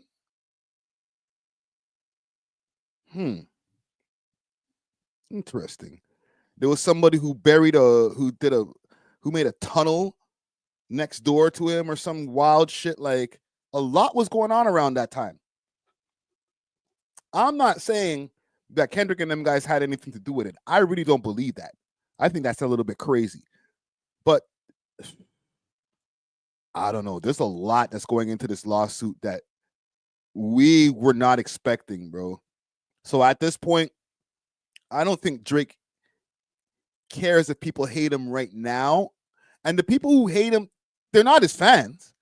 The people who are into his music and stuff like that, who are at the club and stuff like that, they're not concerned with Drake's lawsuit. Can we make that clear? The people who are concerned with his lawsuit are us nerds who are like terminally online, who are doing YouTube videos and live streams and stuff like that, and pulling up paperwork and reading through pages and pages of paperwork. The average Drake fan, right? If I was to show you what the average Drake fan is doing, let me show y'all something. Okay. And I don't feel like you guys in the chat are the average Drake fans neither. Like, I feel like you guys are able to like Drake, like Kendrick. You know what I'm saying? It's not like a group think mentality type shit. Let's see. Drake, Switzerland. Let's see what Drake's up to in Switzerland.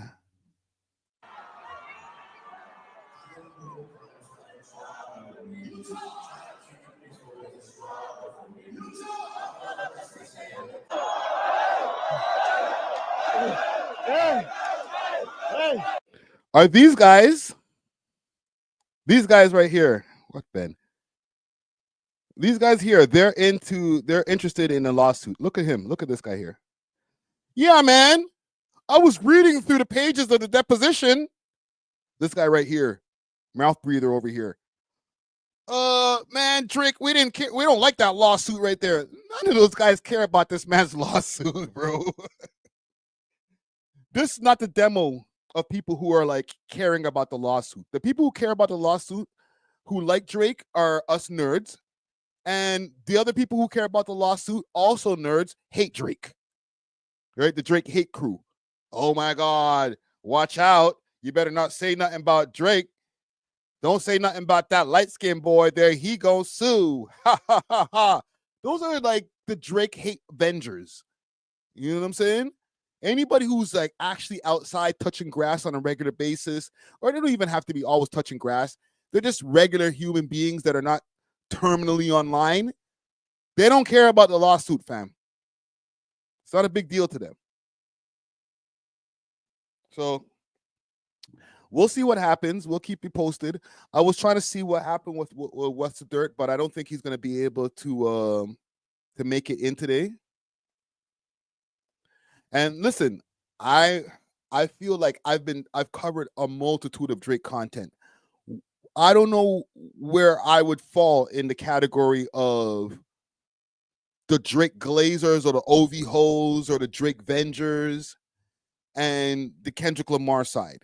Because like I've said multiple times on these live streams and on the podcast, I fuck with both parties. I like, not both parties, like I fuck with one party over here when it comes to the OVO guys. I don't know any of them niggas over at TDE or over at PG Lang, okay?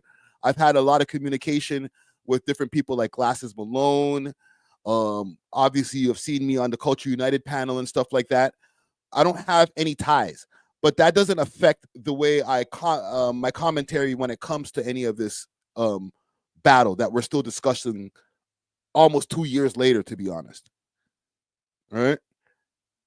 So I don't know where I would fall, what category I would fall into. I'm not in the category of you can sue me for getting on here and boosting Kendrick's numbers by doing Drake hate, because they call me an OV ho and a Drake Glazer all the time. But then you guys have also seen multiple content pieces where I'm yelling at these niggas. None of them niggas from the OVO camp come here for interviews, so they obviously don't fuck with me. So I don't know what category I'd fall under. Maybe the neutral, not a Glazer category, not a Stan category. I think that's the best place to be. In the end of on the right side of history, in the end of the day, it's not being the super pro Drake. Drake does nothing wrong. You know, now we get to be on the jet and go on all over the place with him. Or the super Kendrick, we've changed the culture. The culture has shifted, and now Day Free and friggin' TDE Punch gets to sit down with me and shit like that. Like, I don't know. I'm a man without a home. But yeah, salute to Drizzy Drake. I got one more topic on Drake, and then we're going to move on to other people in the world. Because I do have a theory. I have a very good theory with everything that I said earlier. I think that we're getting around to. Denial, Glazer, stop this. I glaze not. None of the glazing things go on over here, Bridgen. But I feel that we're getting around to. Niggas want to chop my head off Friday. Here comes another stupid take. You're dumb. I don't know about that. A lot of people agreed with this take. If I go on my Twitter, look at this guy right here. He says, why would he entertain a round 2 when he got sued for round 1? Lol. Shut up, man. He lost. I know. Doesn't mean that he's not going to come back. So here we go.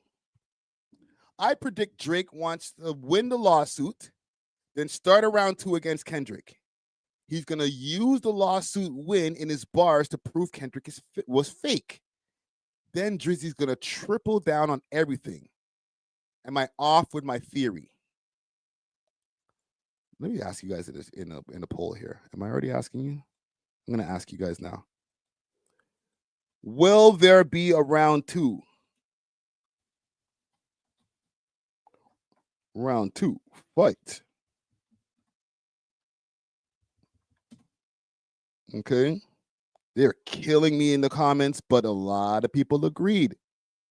Look at that, 116,000 views. Jesus Christ. You are stuck in the summer of 2024. Bigger and better things are happening. Listen, brother, I'm not the one running around wearing a jacket saying, I know what you did last summer. It's not me. It's him. He won't let it go. The man has the Iceman rollout going on. He has Pinocchio in the friggin' video running around behind him. He's going scorched earth with his lawsuit. He don't care. He's like, I want to see if the baby's day freeze. He don't care.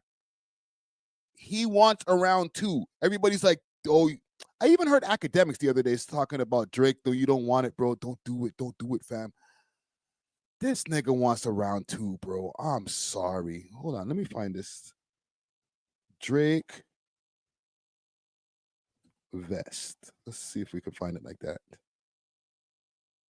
Look at that. There's a better one there. I know what you did last summer. I think this is the one that I used for the thumbnail. So he made sure, and he posted it on his Instagram. This nigga wants smoke, bro. There's a difference between somebody who's like, we've moved on, we're doing other things. Which one? Right? What did I miss? He's talking about the battle. The whole song is about the battle. Oh, niggas let me down. Niggas abandoned me. How can you guys listen to a liar? If he's not over it, guess what? We're not getting over it neither. I ain't gonna lie, bro. There was a point in time, and I'll give you guys some just slight behind the scenes information. When it was last year, 2024, still going on, even Drizzy was like, you're not over this shit yet? Come on, bro. To me personally. You know what I'm saying? I'm not going to say so many words of what we discussed, but he was like, bro, mans are still talking about this battle. Like, he's like, 7 months later, mans are still talking about this? Yes, nigga. You keep on doing things that make us talk about it. So this makes me say to myself, you know what? You want that smoke. Drake wants to smoke, bro. We are getting around to, you heard it here first. It's going to, and it might not be in the same form as the way we got it before because of the lawsuit going on still. But here's the thing. Everything that's been popping out as far as all of these requests to go see, go find Kojo, find out about the DNA and all that type of shit. This looks like a lawsuit that might get settled out of court. And once that is settled, because people have told me in the comments when I made this, I posted it a few different places. Let me show y'all. Because people are trying to like argue me down. Nah, B. Why the hell would this guy want to do that again? That was crazy. He don't want nothing with Kendrick. If he says all of this shit and Kendrick has no more ammo left, he already called you a PDF file. We know that shit ain't true. What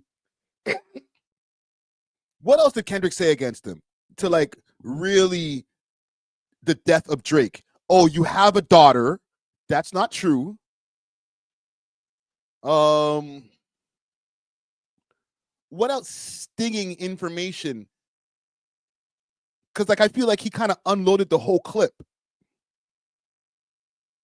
All right, what are you saying over here? The bro Eddie Kane says he got his ass whooped last summer. Again, respectfully, Drizzy, if you see this, yes, he lost in a rap battle, but it came to the point where these guys are in a rap battle, and imagine it was like, okay, we're wearing boxing gloves, and we're fighting in the ring, and then we go back in our respective corners for a second to come back and go for another round of our match, and the other team puts like while they're greasing down the glove, they put like some kind of like salt or some kind of acid or something, so that now when we come out the corner and I hit you, it's gonna burn you and it's gonna disfigure you and fuck you up. Where like now I can't see. Oh, what was on this man's glove? What did you do while you were in the corner?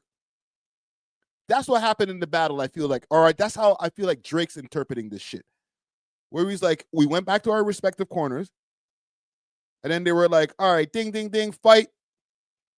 And the nigga was like, you're a PDF file. Nigga, what? Oh, did you take off your yo? Is this man still wearing his glove? Oh, I felt like a bare knuckle just hit me in the face. What are you guys doing? Wait. Yes, I know I said that, your kid is Dave Freeze. Yes, I know I said, or might be Dave Freeze. What else that you beat on your girl?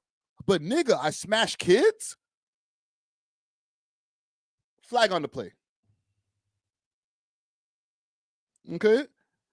So is that a loss, or did niggas just stop playing fair all of a sudden? I don't know. You guys let me know.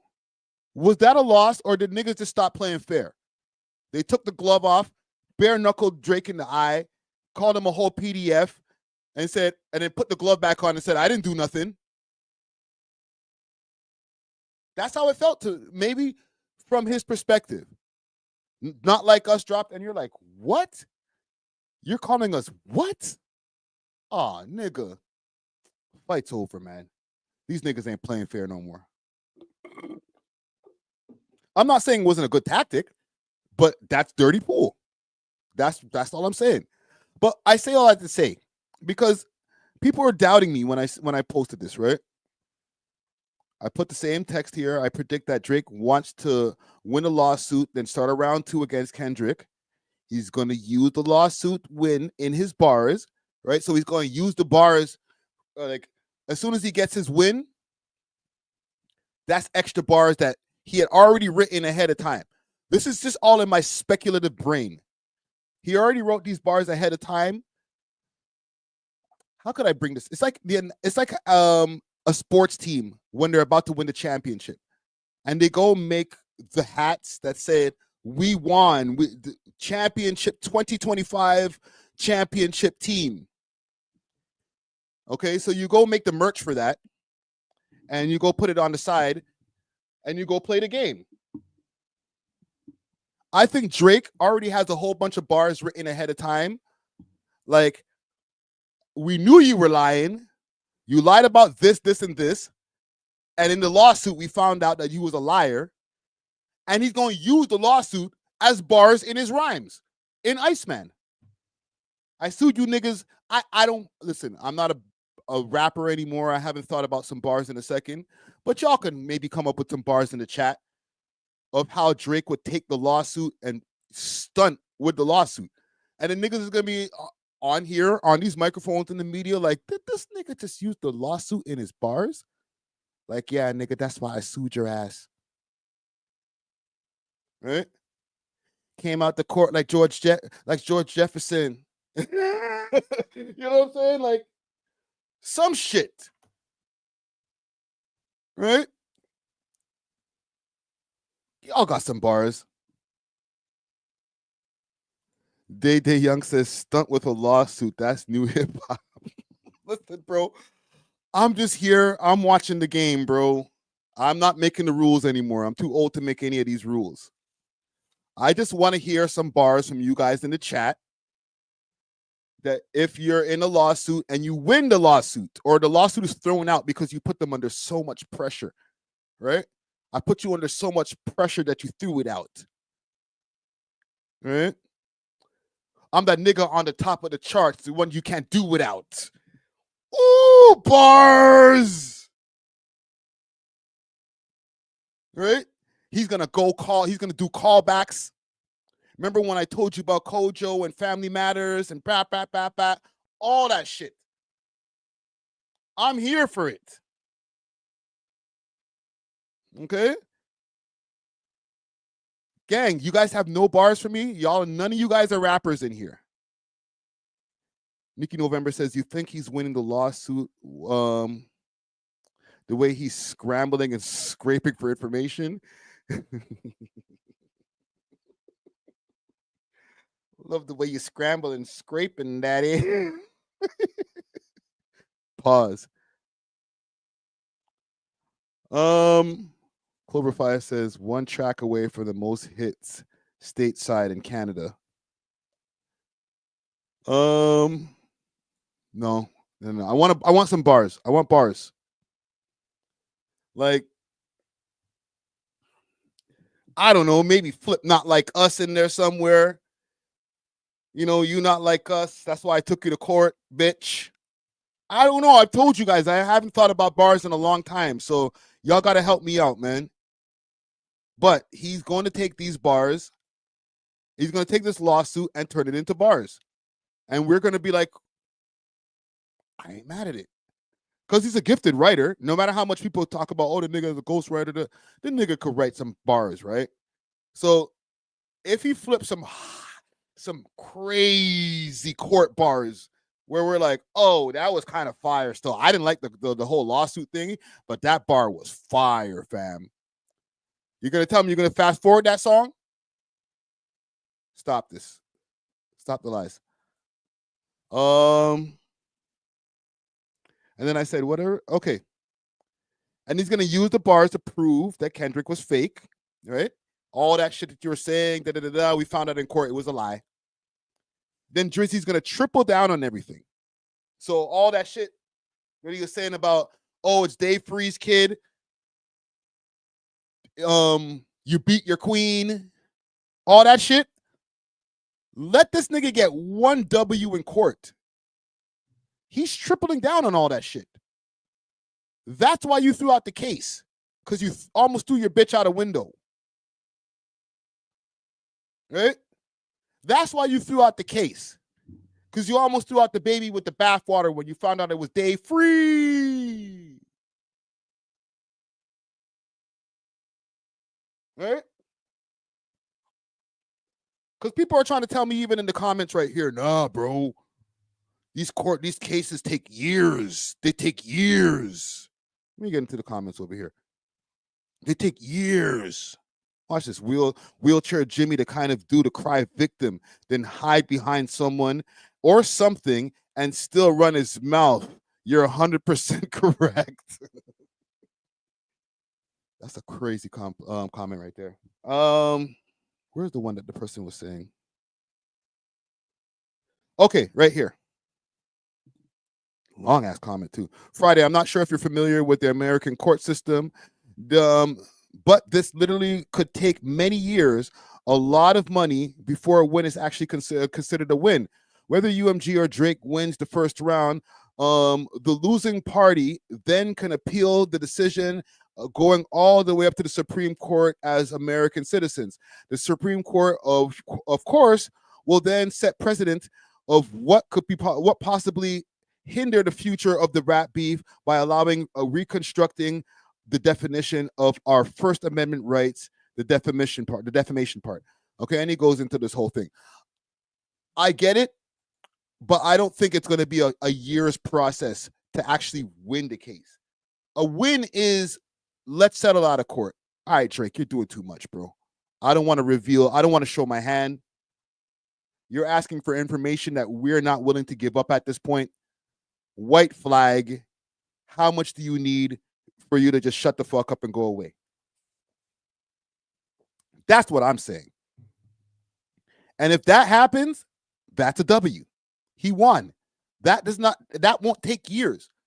If he keeps on applying pressure, this case could be done in a couple of months. I had no idea about a Kojo until last week. And I heard Family Matters. I heard the bars. Went right over my head. Woof. Right? Anthony set up the plays. Kojo charged you something, whatever. I didn't. Sorry. It took What's the Dirt to point that out. Hey, like, Kojo, that Kojo guy. I didn't even know that the Kojo guy was a thing until now. So if Drake keeps on applying pressure, now he's saying, I want to see the DNA test. He want to get on some Maury shit. These niggas might be like, all right, enough, bro, enough.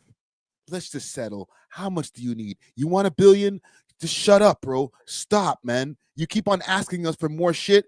We just want to get back to making this music.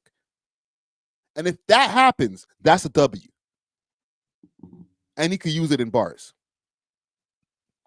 Yolanda Richardson says, Family Matters, best song.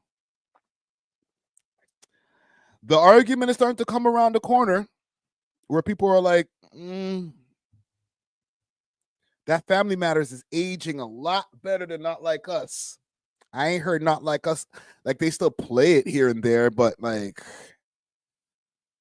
people are finding like Easter eggs in this Family Matters track now that they're like, damn, Drake,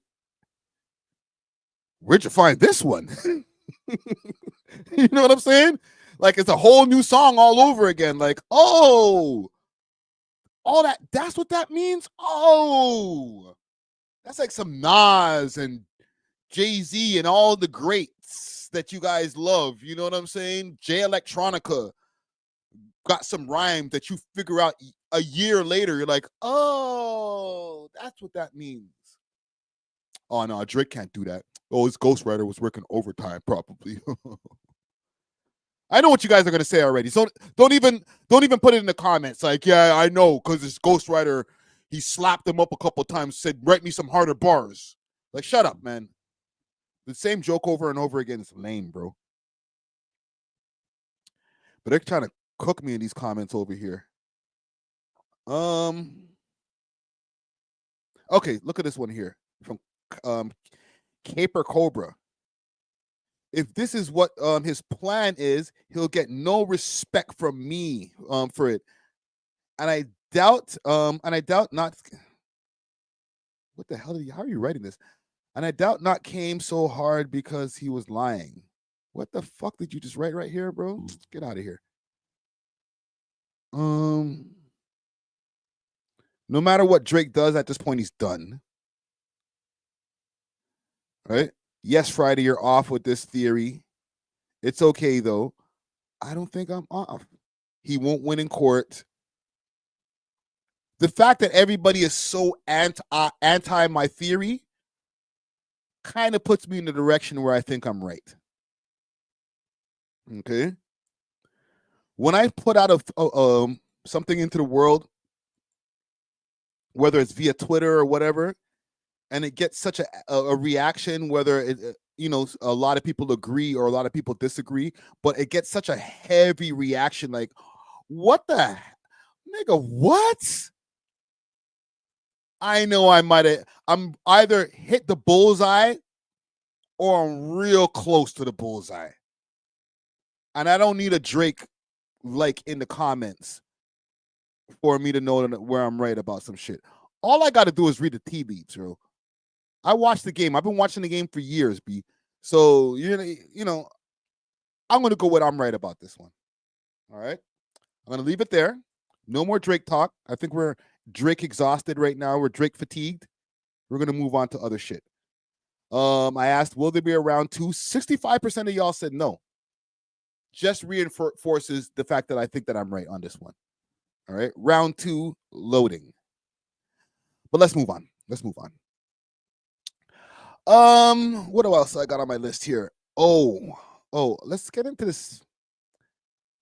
Let's get into this video quick fast. I'm not going to spend a lot of time on this. Bundog dropped a video, and we played the video earlier, or a little piece of the video earlier. First day. He's dissing Top 5 in this video. We already went over the fact that Drake liked it by mistake. Let's take a look at the video. I'm going to probably have to chop some of this out of the live later on. Listen, I don't have any top 5 topics. I feel like sometimes you guys are like, oh, all you talk about is... He ain't doing shit right now, so I'm not going to make up a topic about the nigga. What's this here? Annie Ma, Jaden Finch, Pressa, Kendrick Lamar. I'll check out a little piece of his interview, too. I'm not a rat, but I'm telling you because I like it. You know what I mean? And I want to work with you. You know what? I'm not here to give you information or do this. I'm here to fuck. Hey, I want to tell you, I'm not a rat. Net banging for niggas, I ain't got time to politic with you. I got the black truck, bulletproof. I don't do text, send bullets through. I got a bitch back from Medellin. She turn the setup if I wanted to. I'm getting fed up, these niggas move federal. I order seafood, it's oyster perpetual. I'm in the back of the Louis Vuitton. They know that dog get whatever you want. How you got bodies, ain't jump out the car. Only cop I ever seen wear a bra. Lil bro, I told you keep it in the streets. Me, I got tired of keeping it at peace. No matter the city, better keep it peace. My killer's global Canada to Greece. This nigga young. Yo, are they in Montreal? Hold on. This might not be Dubai. I don't know. This what is this flag up here? That might be Dubai. Federal. I order seafood, it's oyster perpetual. I'm in the back of the Louis Vuitton. They know that dog get whatever you want. How you got bodies, ain't jump out the car. Only cop I ever seen wear a bra. Lil bro, I told you keep it in the street. And also, this is from the tour when he was hanging out with Enima and stuff. So I don't think Enima can come to Montreal.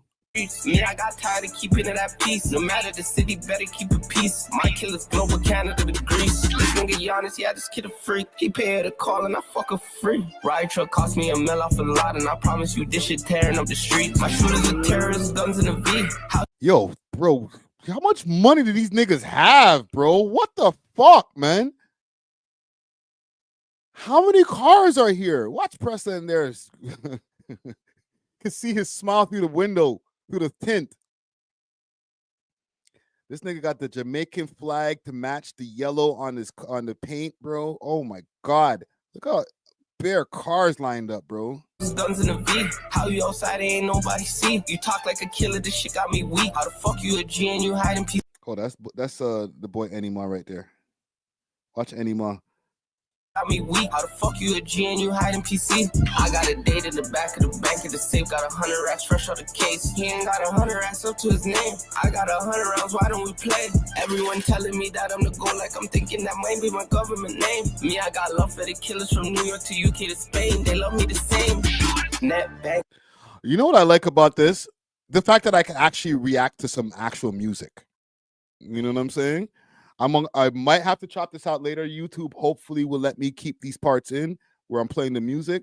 But like no matter how much these guys be going back and forth online on the net and all that, I'm not gonna say net banging, but like going back online and talking all kind of crazy shit. I'm smoking this person, smoking that person, right?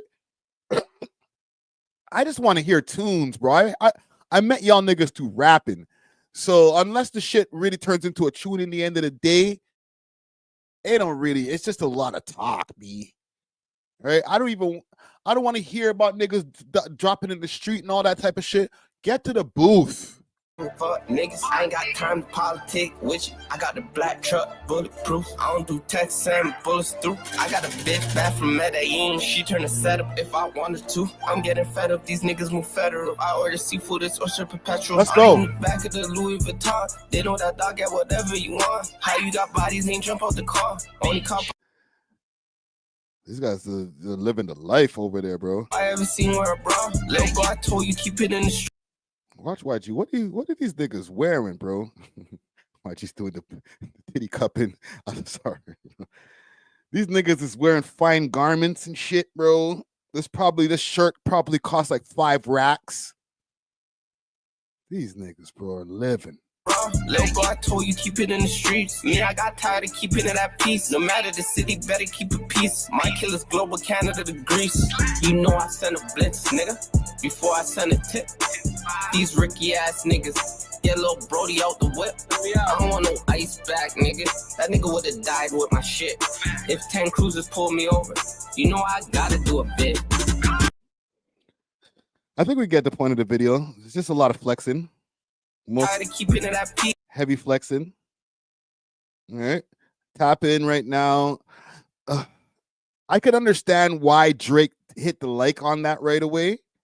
He was probably like sitting in the crib like, banging, bullet, bro. And then, you know, he didn't see top 5 in the video. They don't have a top 5 lookalike. They ain't doing anything crazy like that. They're just like, you know what? We're going to keep it light. We're just going to stunt in the video. We're not going to do too much and try to hire some kind of actor to be a top 5 lookalike, or they're not going to ask the video editor to go in and add all of these extra things, because I think that would look corny if they added like some animation and stuff like that. Like, nah, just do a regular music video. The value of music videos have lost their value like crazy. You know what I'm saying? Like, people don't care about a video like that anymore. So let's just go stunt, film us in the club, film me doing a couple of shows, and throw the song to it. You know what I'm saying? I'm dissing a nigga on the track.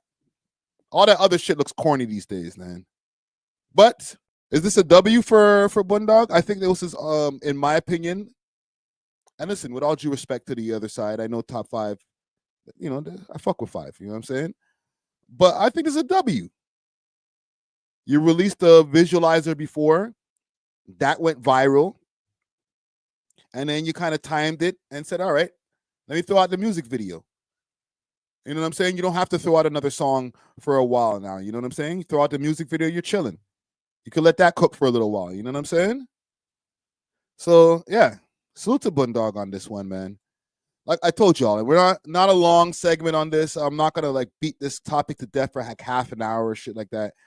You know what I'm saying? Top 5 been dormant. He ain't doing shit right now. I feel like real shit, after that whole stabbing incident or slashing incident and stuff like that, I'm not saying he's on some scared shit, but I'm saying he's probably has way more rethinking than he thought he did. So to think that he was going to run back out here, get on the live stream, go on Twitch or Kick, and go crazy for 2 hours, say, fuck the ops, we out here.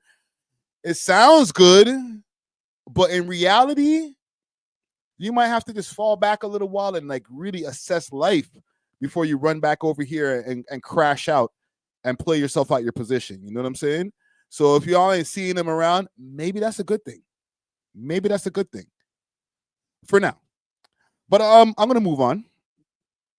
This Lil Wayne concert almost happened in Toronto this weekend.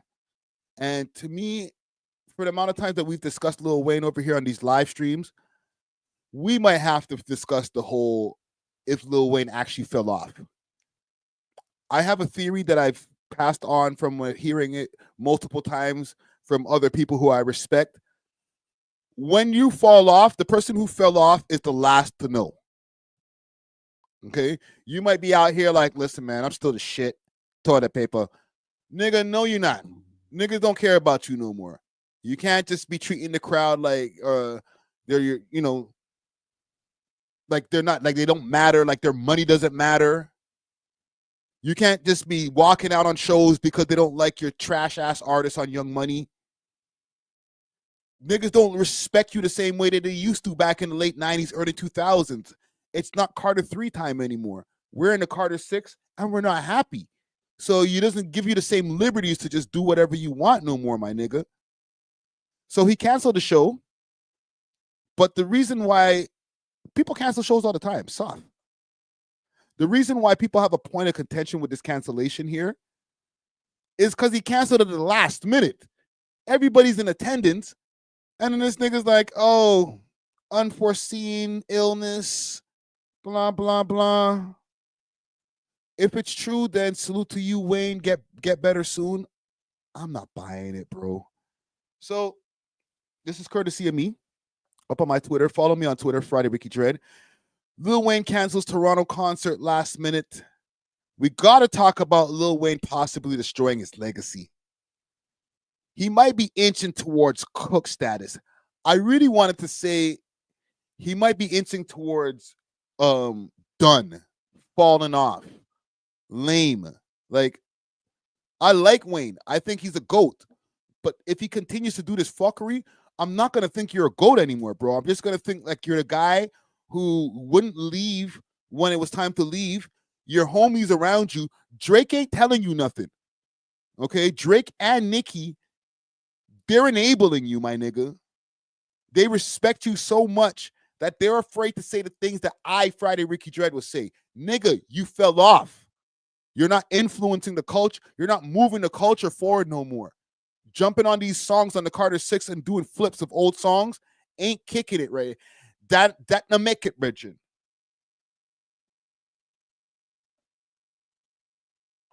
Young Money. Young Money. Of course you would say that. Said, nah, Friday, you wildin'. Wayne's forever a legend. Yes, but bro, if you keep on doing stupid shit, people are not gonna feel like you're a legend anymore. They're gonna be like, pause, you left a bad taste in my mouth on the way out. Hold on, pause. Super pause. Oh my God. What do you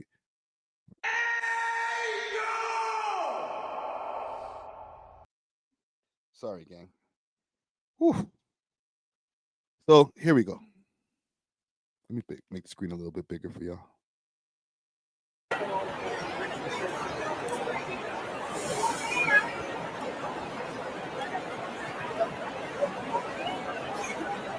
So what does this say? Due to unforeseen illness, Wayne's Toronto show. Sorry, my bad. Wayne's Toronto show will be postponed. As his fans know, he loves putting on nothing short of the best performance for those who come out, and he was so excited for this one. Please stay tuned for the new dates coming soon. All previously purchased tickets will be honored for the new dates once announced. What the hell? So I can't even get my money back right away? Nah, B. I'm sorry. If I'm the person who bought the ticket for this, and now you're telling me, oh, don't worry, we're going to make up the date. No, I don't want to go no more. I'm sorry, I'm done. I'm done going to Lil Wayne shows. You've pissed me off enough times. I'm not going anymore. Sorry. Give me my money back. That's just me. I don't think that's just me. I think there's a lot of people who feel the same way. Hold on. What are you saying right here? Oh, shit. They owe you $400. You paid 4 bills for those tickets, bro. That's crazy. What was it at the Budweiser Stadium? Damn. Where were you going to sit for 4 bills? Yeah, I want my money back, bro. I'm sorry, bro. We're not doing we'll make up your date later on. Nah, now I'm turned off of going to Lil Wayne concerts. I've already seen a few pieces of footage where he looks crazy on stage, where the show looks lackluster. And now you want to tell me that, oh, don't worry, come back in a few months and it'll be better. Nah, B, give me my money back. I'm going to spend it on a whole other concert. Canceled his show due to illness literally an hour before he came on. Lil Wayne canceled his show due to illness literally an hour before he came on. People were already in the venue and lining up to go in because he had 2 opening acts. I totally understand an artist canceling because they're not feeling well, because obviously put their health first. But to cancel an hour before the show, we are at the venue. We are here. People took time. There's just so much logistics that go into going to a show for a lot of people. And to cancel it right before he comes on, what? Why? When are we postponing it? To what date? Because damn, they just cut her off. Is there anything else on Lil Wayne show getting canceled? Hold on, let's go on Twitter. Damn, they cut Shorty off. I thought she was about to cook Wayne. I don't want her to cook Wayne, but bro, that's a cookable offense right there, bro. Damn. Lil Wayne show canceled.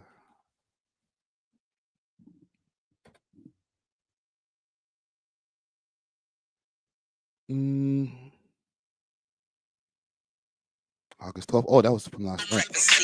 What's this?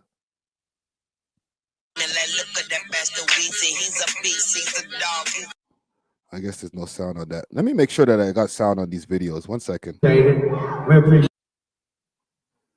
Oh shit. Yo, gang, y'all could hear me in the chat here? 1 second. Let me just double check something.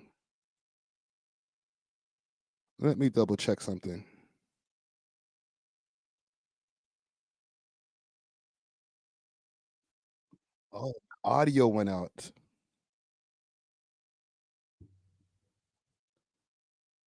You can hear me, right? But for some reason I can't hear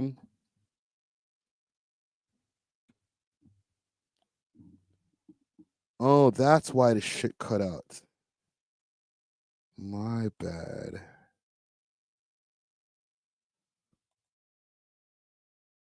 One second, gang. I gotta fix this. You can hear her, right? Let me play this again. Let me know if you can hear her. I'm gonna pull up the clip from Reddit because for some reason I'm not hearing it on my monitor. Maybe my monitor blew, but we'll figure it out. Hour before he came on, people were already in the venue and lining up to go in because he had 2 opening acts. I totally understand an artist canceling because they're not feeling well, because obviously put their health first. But to cancel an hour before the show, we are at the venue, we are here. People took time, like, you know, there's just so much logistics that go into going to a show for a lot of people, and to cancel it right before he comes on. Hello? Who? What? Why? I'm so upset. Like, when are we postponing it? To what date? Because what if I can't make it? I don't want to even put that out there. Anyways, I'm actually so upset. Guess I'm just going to have to put Lil Wayne in my headphones and jam out on my walk home, because what the heck?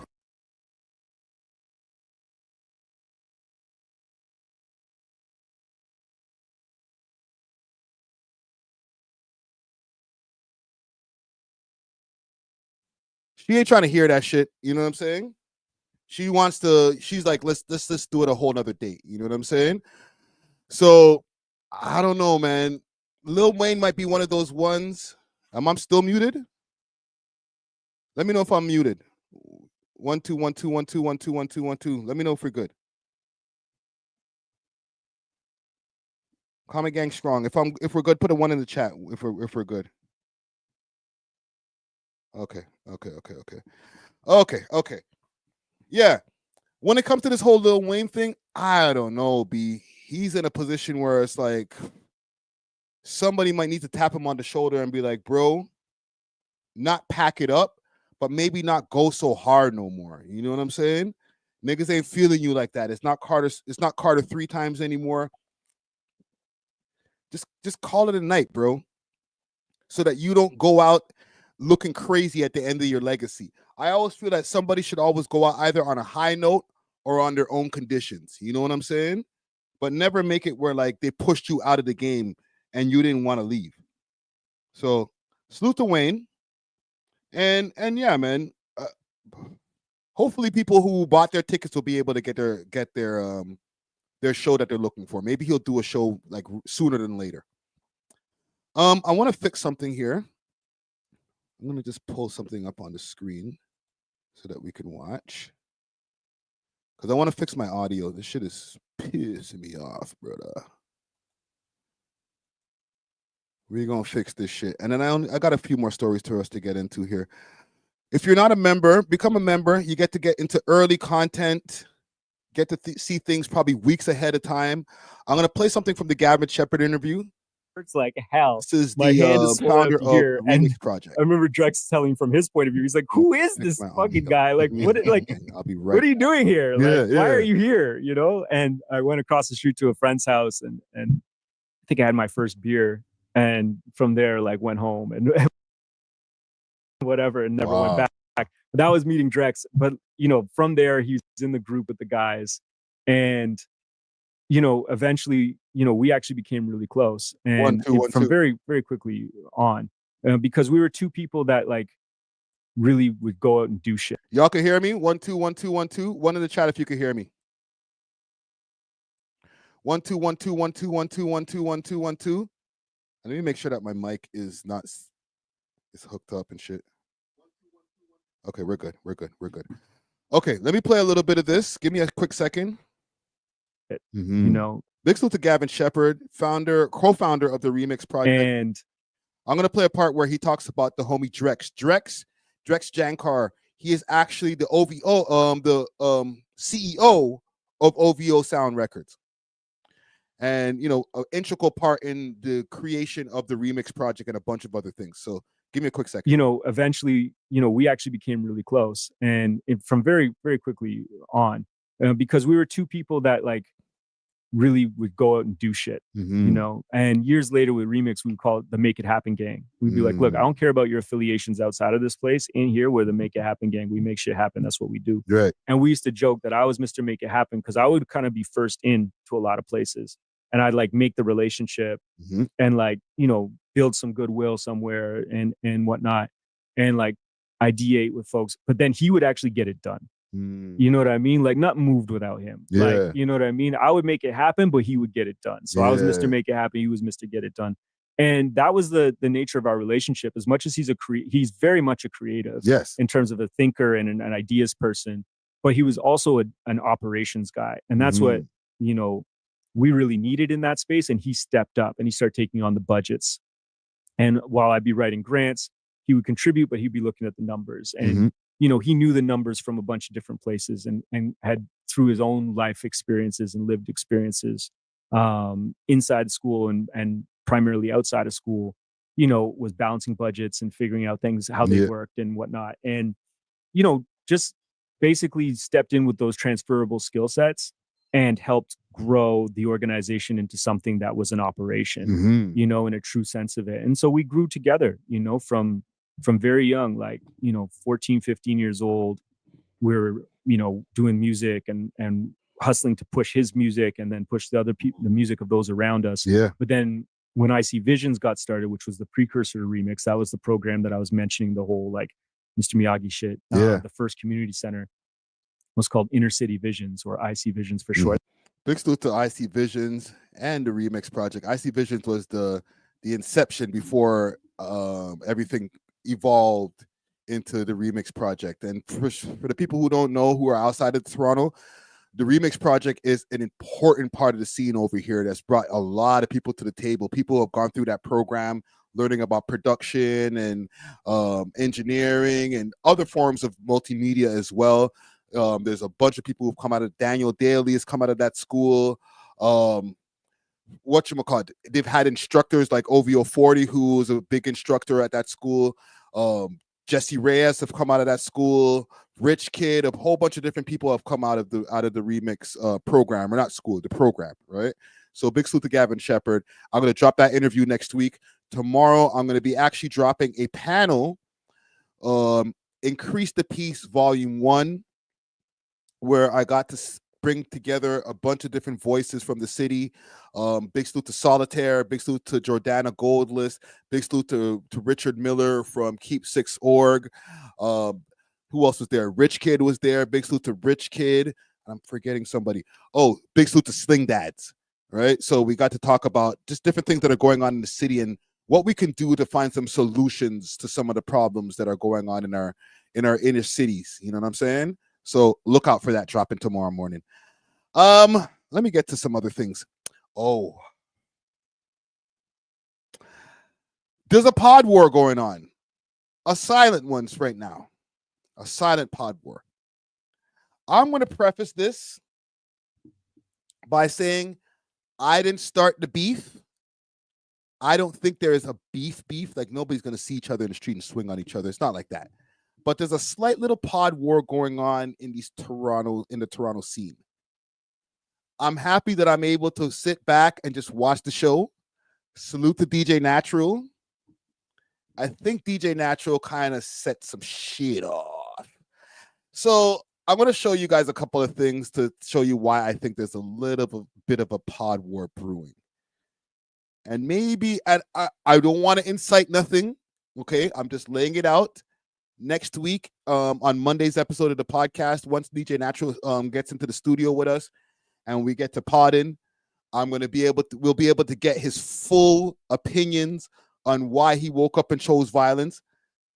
But he started some beef with a couple of different podcasters in our city, namely Relentless Diaries. Big salute to Zoe and the whole squad over there, Mucho, everybody over there at Relentless Diaries. And my homie, my pod brother, Extra Gravy. The Extra Gravy Show. Big salute to Marlon Palmer. Big salute to Duke. I ain't got no problem with any of these guys. So if you guys see this, I'm just laying it out. I'm not trying to stir no shit. Maybe I might be stirring the pot a bit, but it's all love. Okay, so DJ Natural woke up and chose violence because apparently, I guess he was trying to get on some of these shows as a guest. DJ Natural is a big DJ in the city over here. He's been doing this thing for a while. He's very big on TikTok as well. So, you know, he's been out here playing a lot of different parties for years. So maybe he was looking to get an interview going on with any of those two podcasts. So this is a post from Marlon himself. In his story says, everyone go follow this kid. He needs some clout. You know what? I'm going to start a poll at the same time over here. And listen, man, I ain't nothing. I got my popcorn. I'm watching the show. Okay. There's some other post here. Oh, and let me read these things here. Let's see if we can get if we can bring this a bit closer. Can I zoom in? Okay. So I think this is from DJ. I guess this is from DJ Natural. I know this is. This is him reposting in his stories from our last episode. And salute to DJ Natural. For the people who are just tuning in who might not know anything about the network, that's this gentleman right here next to Dusty Wallace. All right. Great addition to the pod. He's been popping up more often, and we've been and giving us some crazy takes. So he says, I remember when I hollered at the Relentless Diaries and Extra Gravy and all them little podcasts to be a guest, and it felt so good. And it felt too good, or sorry, my bad. And they felt too good even to get back to me, which is crazy because I have more followers and views than every single one of them except Treasure. All right, big salute to Treasure. But now I'm on the #1 urban pod in Canada. The moral of the story: Jah will put you where you need to be. Praise Jah. Rastafari. Selassie.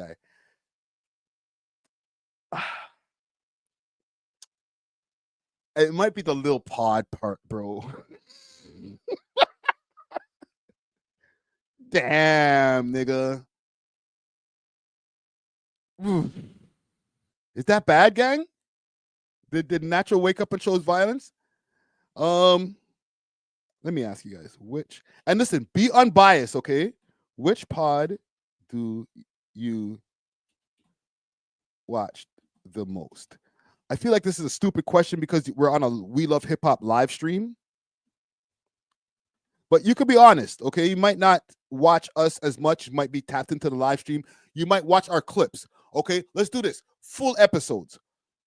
Let's do the full episodes. Which pod? Full eps. Because I do a lot of clips. So I'm trying to exclude myself because we're going to have a biased audience over here. Extra Gravy.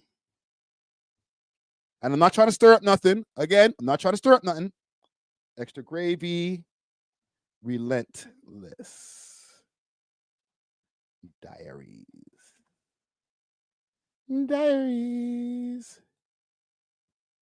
I will say this. I've been a guest on Extra Gravy one time, maybe about 7 years ago, 6.5 years ago. I have myself, and listen, salute to DJ Natural, okay? I've also inquired about being a guest on the Relentless Diaries. I didn't get left on red or not answered. We'll get that happening one day. And it just never happened. I'm not saying that it wouldn't happen. It happened to me too. That's all I'm saying, bro. Again, if you guys see this, I'm not getting into it. This is the DJ Natural beef. Oh, I ain't shit. Hold on. We might have to sidetrack for a second. 1 second, gang. Yo, what's good? What's going on, bro? Same old, man. You know, interesting news week. Yeah, you know what? Let's circle back to this. Okay, I'm gonna get back to the Pod Wars in a second. All right, let's stick a pin in the Pod Wars for a second. We're gonna get back to it. We got What's the Dirt in the building. The homie Matt. What are you saying, brother? what's going on over here? I feel like you're getting another Nostradamus moment going on here, man. Yeah, I mean, bro, Drake's been up to some crazy shit lately. He's given lots of content. There's a lot of symbolism. There's a lot of shit going on. There's a lot to look into, right? So it gives for a lot of moments. This Kojo thing that you found out, when did you realize this Kojo thing? Was it when you were doing the breakdown before, like last year, or did you just realize this lately? I just realized it now because the lawsuit was something that I was totally kind of veering away from. Like, it wasn't something I really covered, and I still haven't. But people kept asking me, "Where's Kojo? Find Kojo. Where is he? Where is he? They can't find him." And I was like, "Fuck, I'm gonna look into this Kojo guy and check this out." So I ended up finding him, and I pulled his background report. And when I pulled his background report, I was just looking more or less to look at, like, does this dude have like a criminal past or whatever, right? That's really what I was looking for. But then I noticed he had all these LLCs. Like, he had like 5 or 6 companies, and one of them said nowhere to hide. And then, like, it just clicked with me. Nowhere to hide, nowhere to hide. You know what I mean? You know, and then I clicked it, and then a lot of people were saying that's not the right Kojo. And I know for a fact it is the right Kojo without any doubt, because I talked to an artist manager who has worked with Kojo before. Okay. And he told me specifically, he said, "You got him, man." He hit me up right after I put it on IG. He hit me up and said, "You know, you got that right, bro, because when I did business with Kojo, that's the exact LLC that was on the invoice." I've also had multiple other people confirm it too, right? So there's no doubt about it. And then we were able to dig up, like, he did an interview. He did an interview with sorry for swearing, bro, because I know no worries, man. We can swear now, man. We can swear. We can YouTube is balls to the walls now, man. Let's go, man. All right, okay. Yeah, that's true. Yeah, the YouTube update. That's right. Yeah. That's right. Okay. No, so yeah, like we found this actual interview of him where he's talking about what he does for Interscope. He worked very closely with Playboy Carti, and that's why when you see Ramon Alvarez, who's like a main name listed in this UMG lawsuit, he's the main marketing director for Interscope, right? And Playboy Carti's right underneath him. So when we look back and we remember that, you remember when Drake was supposed to be on Playboy Carti's album, but he got taken off. That's pretty much why, right? He got removed, even with No Face. Playboy Carti was on No Face when he leaked that record. Then when he put it to streaming, he was taken off. It's all tied into that conglomerate, right? And he worked very closely with Kojo. So that's like the Kendrick connection. Is this the interview that you're talking about? That's on the screen? Yes. Yeah. Let me play a bit of it. It's like the great artists have like the music discovery part. I think like all the artists, like the great artists, have like key pieces of like their brand or identity that like they just do naturally and they may not be aware of. But it's like sometimes it is on the people at the label or their teams to help like push that thing that they may not realize that they're doing like naturally, and they just like make that their thing, you know. I think that's what like good teams help like kind of push to the forefront, is just like the things that the artist may naturally be doing and just like make them aware of it and just kind of like double down on it, because like that's the stuff that like works, you know. So this is the guy that everybody's looking for right now. Yes, that is him. 100%. That is absolutely, without a shadow of a doubt, that is the Kojo that they've been looking for. The thing is with him, I kind of feel a little bit bad that he's been like completely singled out, because he's one of many guys that do this. I was told he was one of the best at it. He's one of the best in the business. Like, bots is just one small part of what he does, right? When you see those billboards and stuff like that, that's all marketing. That's like when it comes to reaching out to influencers, TikTok campaigns, getting placements on radio, securing interviews, like that's all a package that he provides someone like him, right? Bots included, right? Bots included. So he's one of many guys that do that. But unfortunately, he's brought right into this. Okay, well, let me ask you one question, and because I did a whole rant on this. I was on this for an hour before. I don't know. I was trying to holler at you before, but you were. I guess you were kind of busy at the time. I just want to ask you one question, and then I'm gonna move on to another topic. But I'm gonna pull up my Twitter again, and I want to ask you what you think about my theory, because people are trying to say my theory is a little bit crazy, but my post is going kind of viral right now. So Yeah. let me I find think this I've seen poster. it.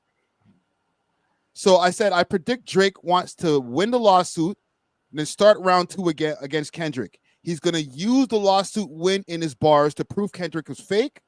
Then Drizzy's gonna triple down on everything. Am I off with this theory, Matt? I don't think it's a bad theory. The thing is with me is I think, like, when it came to the lawsuit, bro, I never quite understood it in the beginning, but now that I'm seeing what he's doing, it's starting to make more sense. And like, I try to put myself in Drake's shoes a little bit, because if I go on Facebook or anywhere, because Drake content is in my algorithm, I'm seeing him being called a PDF everywhere. Tens of thousands of times a day, this man is called a PDF, one of the worst things in the world. Yeah. If that were me, if that were you, if that were pretty much anyone, I could imagine you want to clear your name.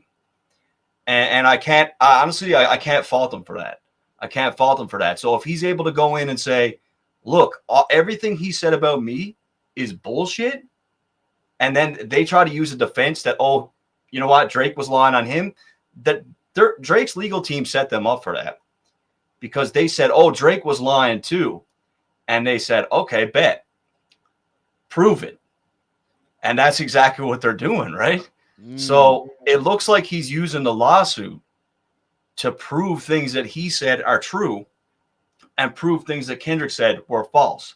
Now, a lot of people say that's not going to win the battle, and whatever. I think it changes everything. Right. For me, it changes everything. Now, do you think it's grounds for him to now attack, like what I'm saying in the tweet? Like, all right, now that we got this lawsuit out the way, whether it's the settlement or whatever, because my predictions is it's going to end in a settlement, because all right, enough, Drake, you're giving us too much work to do. You want too much information. We're not willing to give it. Let's just settle out of court. That's a W for him. Now he's on attack mode. Am I right about that, or is that completely off? No, that's actually a really solid theory, because like, we got to keep in mind that the chances of this settling is probably greater than it going the distance, maybe, right? Mm-hmm. And the thing is, with UMG, they're incentivized to keep Drake happy because of his back catalog. Like, they want to keep him. I'm sure UMG wants to keep him. I'm sure they do, right? Yeah, the back catalog. Right? I didn't think about that, Matt. Like, the back catalog, they make so much off his back catalog that Drake could even drop the worst, shittiest project ever. And every time he drops that project, like, you'll see Take Care up on the charts again. You'll see, like, all those go up. So that's really making them the money. And so if he leaves, they're not going to get that sort of boost. They're still going to, they still got that part, but there's a lot of money at play. So I think if he leaves, not to interrupt you, if he leaves, they lose one of their top 3 to 5 artists on their roster and the catalog. Yeah, it's huge. That's a big chunk of money, bro. That's billions of dollars leaving that building. A lot of money. And the thing is, he's been alluding to this for a while. He's been alluding to having issues with the label. Like, before the beef started, there was already issues. I'm sure of it, right? Already issues. Let me ask you one last question, and we're gonna get off the Drake Drake topic, because, bro, I feel like my chat, they've been like, enough with the Drake, bro. Now you're really starting to sound like a glazer. But okay, how did it feel after all of these different times, and even having the interview with me where I said that, like, Drake wasn't fucking with you before? He liked the comment, or he liked the post. Yeah. I mean, like, at the end of the day, people try to accuse me of being in contact with Drake. I'm not. And, like, I'll say right now, go ahead and subpoena me, because no one's ever paid me. I'll say it right now. No one's ever fed me information. Nothing. So, like, my hands are clean when it comes to that. It's dope to see that he appreciated it. It's dope to see that he appreciated it. It wasn't my post specifically, but he liked the theory. Like he liked that came out, and it was a pretty solid post. Yeah, as a keep exactly. So he liked that, but then Noel, he liked my post, and he's never engaged with anything before, and he's pretty, he's the day one, right? Yeah. So it's good to see that. I think you're saying like, yeah, we see you type of thing, right? But that's really all, and I'm not doing it for them, but it's nice to obviously get that sort of recognition, right? Mm-hmm. Hey, maybe he don't hate you no more, man. Well, I'm one of the only people who's really going to bat for him like the way I am. So I'm definitely not public enemy number one at this point. Bro, I realized for me, the beef and everything, the way everything went down, it led me to this point. I'm Canadian. I'm supporting Drake. That's something I got to get across, that I should have got across from the beginning, and that I should have realized. I'm supporting Drake. I'm Canadian. And the way that things unfolded in the beef, with the way that the fans tried, like, I'm not saying I'm completely not at fault, but like a lot of shit blew up on me that was blown out of proportion, really a lot of stuff, right? So they tried to cancel me. All the fans tried to cancel me. The pro Kendrick creators, they all tried to cancel me. So it got to the point where it's like, why should I be covering Kendrick? I don't want to anymore. And it just led me to this point where I'm fucking with Drake. And listen, to be pro Drake doesn't mean anti Kendrick for a lot of people. I think they think because we're here in Canada that we hate Kendrick. Like, we both like Kendrick Lamar's music. I think we've both said it publicly multiple times. You've proven it from like your breakdown videos and stuff like that. Yeah. But if these guys in these places, especially the LA creators, if they're allowed to be biased, have personal biases because they have personal relationships with certain guys, Maul has been on record like, yo, that's my homie, so there's nothing you're ever going to tell me that I'm going to go against him. Why can't we have some personal bias? We're fucking Canadian, bro. Exactly. And at the end of the day, we're Canadians, so we gotta rock with the boy. And the thing is, though, bro, they don't realize how calculated Drake is. They don't realize it. Yeah. They still don't see it. It's kind of surprising that they're not seeing it yet, but they will. Yeah, they will, bro. No, bro, I feel like that needed to be said, because a lot of the time they bully us into thinking, oh, well, it's because you're Canadian, that's why you're supporting him. No, duh. Even if I've had some takes that look like this, that sound kind of anti-Drake, and I say what I feel, right? It doesn't mean that I'm not gonna rock with him the long way. And if when the shit really goes down, I'm not gonna take the fucking Canadian side. Are you crazy? 100%. I live here. I live in Toronto, where the nigga comes from, bro. I'm never gonna be like, oh, Drake, you're whack. You should never ever go against Kendrick. I'm like, bro, round 2, bro. You probably win the round 2. I think he would too. I don't know. I wouldn't count out Kendrick entirely either. Like I said, there's particular people like my little brother. He's that diehard of a Drake fan that he was like, I'm taking all Kendrick's music out of my phone. And I'm like, you're nuts, man. Like, is it really like that? Some people are like that. I can't do that. Like I'm a music fan first, right? And a hip hop fan first. So, but yeah, I like to see what Drake's doing. I like to see what he's doing with this rollout. I think it's dope. I think the better music is to come. The better music is to come, I feel. Yeah. I think he's locked and loaded, bro. Nah, man, I'm ready for it, man. Listen, man, thank you, brother. You know what I'm saying? Again, with the audience here, I've done heavy Drake topics today. I don't usually do this many Drake topics, but I felt like everything's going into such a crazy place right now that if I'm not getting the play-by or handling the play-by-play, I'm gonna miss out. I'm not doing that.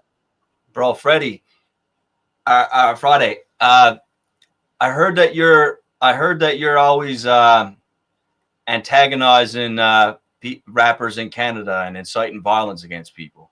I thought that was interesting. That's all you do, considering I could have sworn it was just a few weeks ago I saw you posting a video about trying to stop the violence in your city. I could have sworn that I heard you talk about that for years now too, right? But hey, that's all I do, man.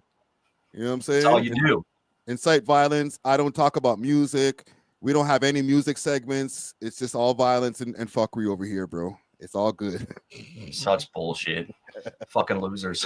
All right. All right, brother. We'll right, talk soon, man. Okay, buddy. Peace. Peace. Salute to What's the Dirt, man. Gucci goes to Friday is racist. Freddie is racist. We caught him. Oh man, salute to What's the Dirt, man. That's my homie right there, man. Okay, let's get back to these pod wars, man. All right, I might have to like do a little chopperoo in the segment, and when I do my little clips later on, let's get back to these pod wars, man. Let's get back to this mixy mix and high level fuckery that I love to get into. Okay, so just to reiterate, DJ Natural woke up, chose violence, ended up going and calling Extra Gravy Show as well as the Relentless Diaries podcast little shows. And here's the post over here. Right? What did he call them? And all them Lil podcast to be guessed. So, oh shit. Hold on. Let's re-examine this. I remember when I hollered at Relentless Diaries, Extra Gravy, and all them Lil podcast. Uh-oh. He might not be only talking about 2 pods. He might be talking about multiple pods. Yo, what's going on over here, Natural? Niggas, multiple pods. Who else? Who else?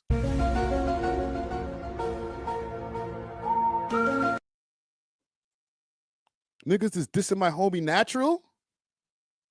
I idiot thing. This nigga.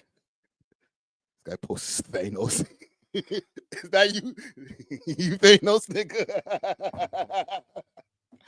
I freaking don't worry. One day I'll grow up, man. One day. Okay. I said my ops are down so bad, I had to get some worthy opponents still. But for real, I ain't expect me. But for real, I ain't expect me telling my story on IG stories would cause such ruckus.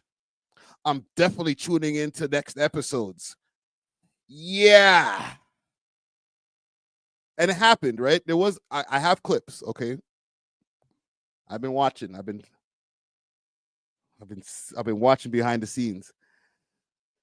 And this has nothing to do with it. Salute to DJ Natural.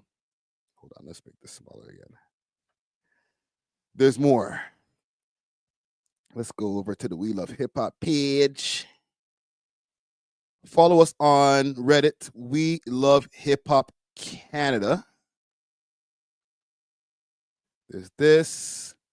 So Relentless Diaries podcast versus DJ Natural. Dun, dun, dun. Now, Marlon responded, and he said, seems unnatural. And then, I guess this is Zoe, hot girl Zoe. She says, niggas want to cry about their numbers and they're not invited and not being invited to the podcast. Nigga, you got views and no impact. Please go look work. All right, go look a job. All right. And then she says, she's responding to, yo, Natural, what did you do, bro? She's responding to Marlon over here. She says, what would I know? All I got is a little podcast no one knows about. And this is Natural responding over here to these tweets. I didn't even see these tweets. I feel like I follow these guys. I don't follow Zoe, unfortunately. Michelle Gordon wants to know who's beefing. Not me. All right. For once, it wasn't me. It was on me.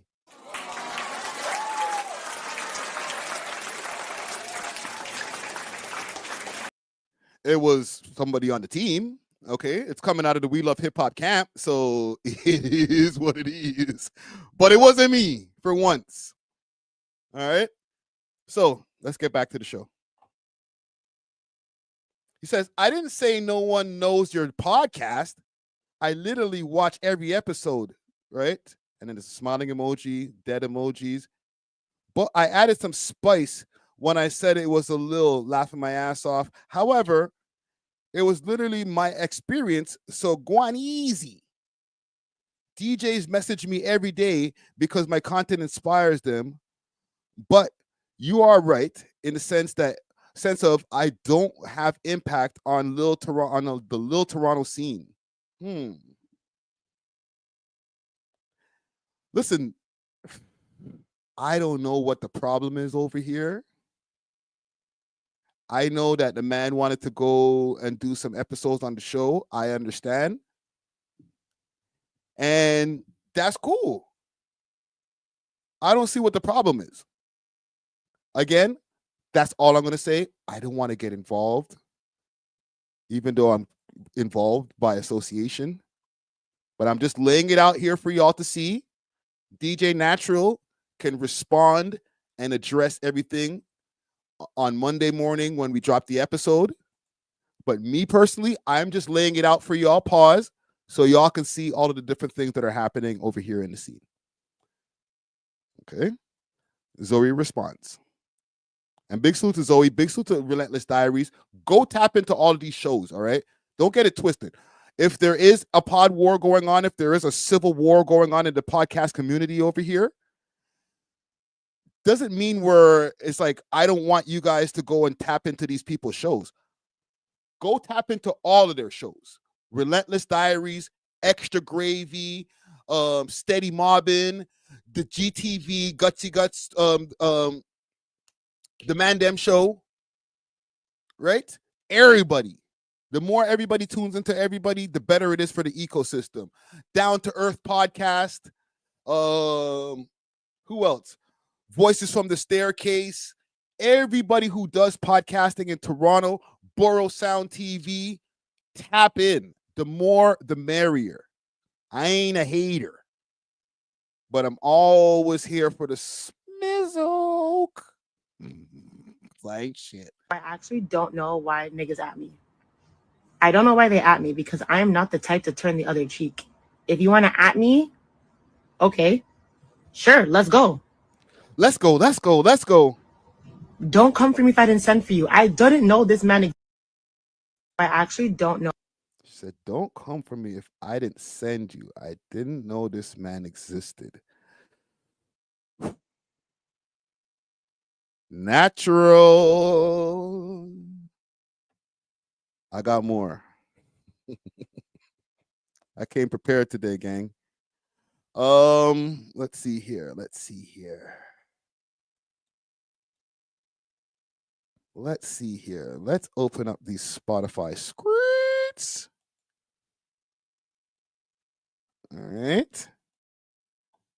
And I will pull it up for y'all because Marlon actually responded early.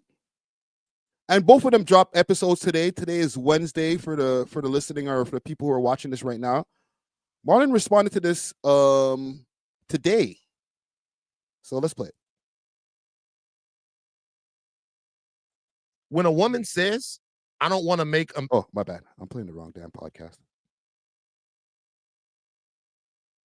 Chief of Police Steve Harvey. Yo, that nigga had on like an NBA 2001 draft night suit, bro. Baggy, he had on like beige or something. and then the tie was like a 90s couch it was that your grandma would have. Is perfect. It's coming up. Colorful ass ties.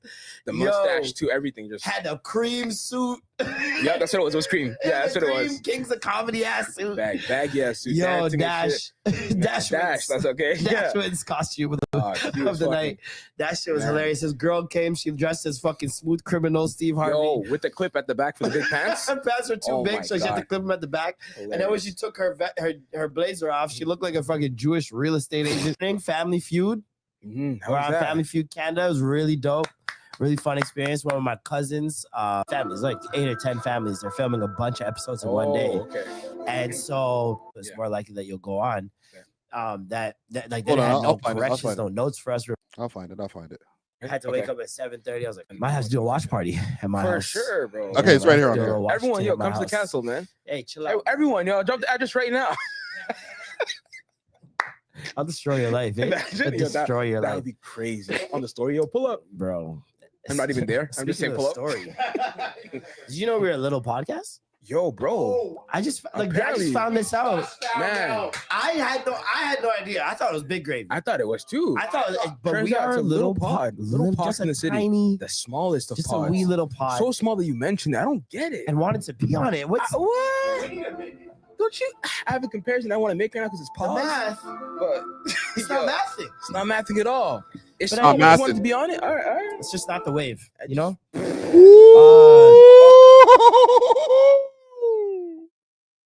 I don't get it. And wanted to be on it. Yo, bro. I just Apparently. found this out. Man. I had no idea. I thought it was Big Gravy. I thought it was too. I thought, We got action. but Turns we out are it's a little pod. Little pods just in a the city. tiny, The smallest of just pods. a wee little pod. So small that you mentioned it. I don't get it. And wanted to be on it. What's What? Don't you? I have a comparison I want to make right now because it's the pods. math? But It's not mathing. it's not mathing at all.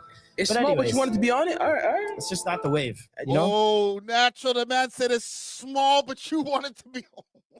Oh, you better pick up a stick and feed your family, nigga. Shit. Bum, bum, ba-dum, boom. Shorty need a new purse. You better pick up a stick and feed your family, nigga. You ever heard of a wave party? No. Oh, That's crazy. oh, I ain't shit. Oh man, I'm the nigga at at the playground. Like, oh, you gonna let him say that to you, nigga? Oh, he said your mama, nigga. Oh, what you gonna do, nigga? Oh, you ain't gonna get no bitches now, nigga. Burn.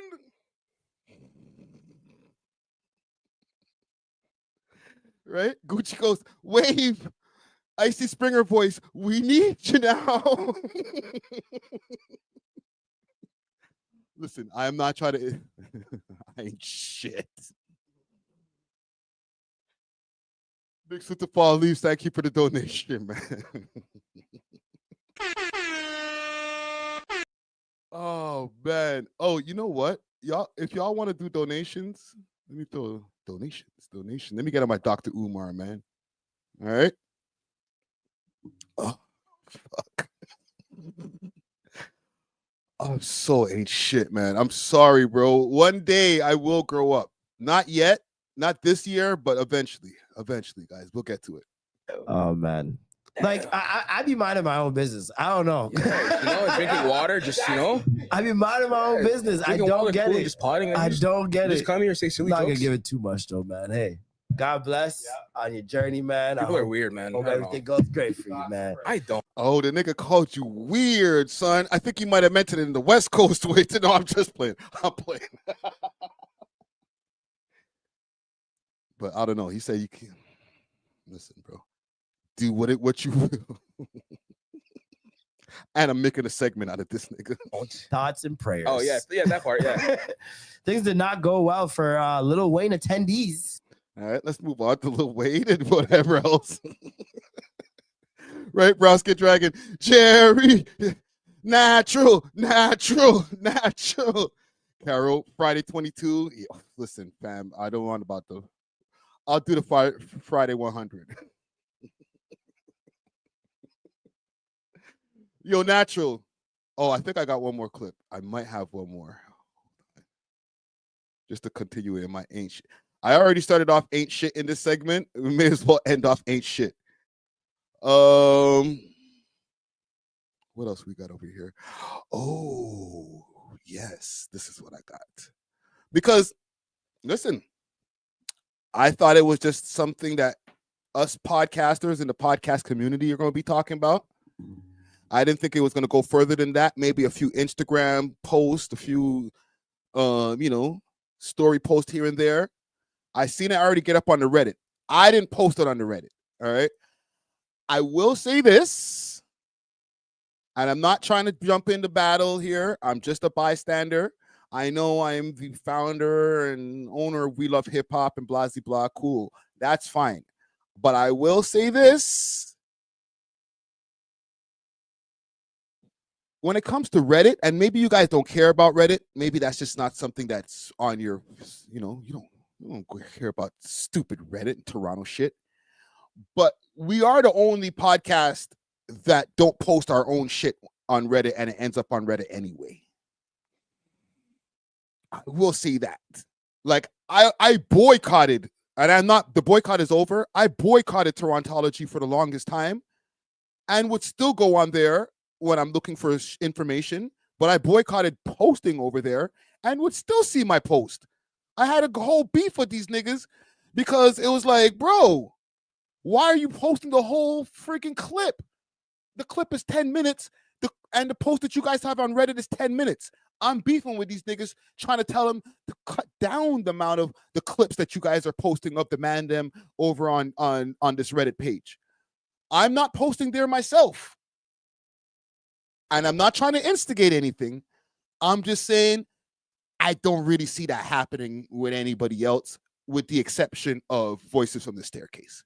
Salute to them. They don't have to make their own post on Reddit. And this is from somebody who makes their own post on Reddit. I'll drop this video and I'll share it on Reddit too. I have no shame. But sometimes I'll be scrolling through there and be like, oh, look at our faces. Look at Czar. Look at Dusty. Look at Natural. Look at me. I didn't post it. We don't have any fake pages. We didn't create fake pages to post incognito so it don't look like it's coming from us. What I post on Reddit is big old Friday Ricky Dread. Nigga could shit all over me. Fuck you. What are you doing over here? Old head, quit. Pack it up. Fries in the bag. Whatever you guys say about me when I post up there, I put my post up there with my name so y'all can see it. But a lot of the posts that I see up there don't come from me. This is not a rant. This is just an observation. And I'm not trying to instigate. Okay? Just an observation. They said, since these podcasts are beefing, we're not beefing, okay? Which is better? Now there's 48 votes. Last time I checked, there was, how do I check this? No, don't. How do I check this? Is there a way that I can see the, and look at the comments over here. Like, it's not like I get any love over here. Friday kick rocks. Go fuck yourself. The only one out of them I know is We Love Hip Hop. That being said, I only really tune in when Honcho's on pops up. Laughing, crying emojis. Suck your mom. Who's beefing with who? And this person explains it right here. Is this it? What's this?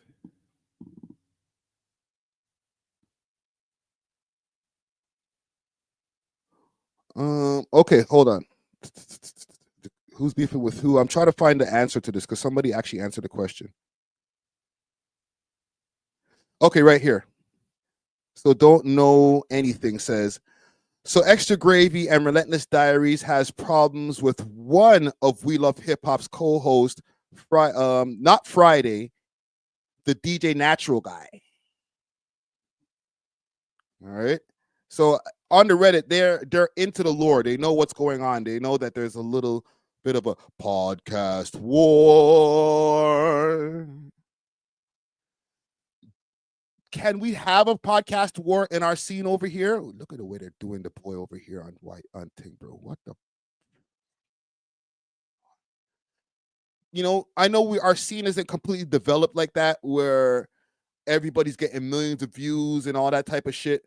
But we are in a good place in our scene where I think, you know, a lot of people who post YouTube videos, salute to Six Tails, they've been getting like hundreds of thousands. See, look what I'm talking about. Scene over here. top 5. Yeah. We'll go on with that, you guys. This is a post from an Instagram post. All right. Salute to Six Trench. Are we getting to some better places or what going? Shit.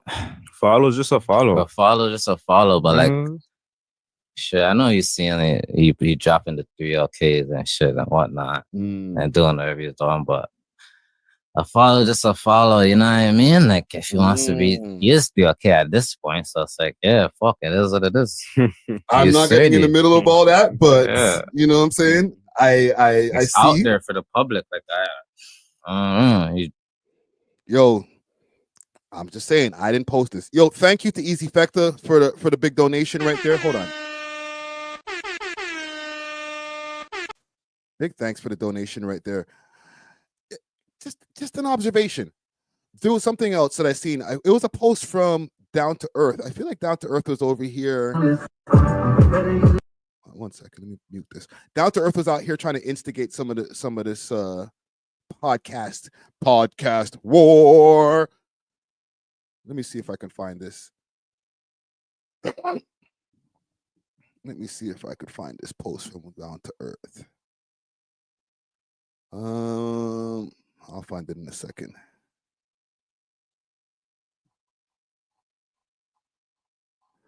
Oh, you know what I might have done? I think I posted it over here on the We Love Hip Hop page.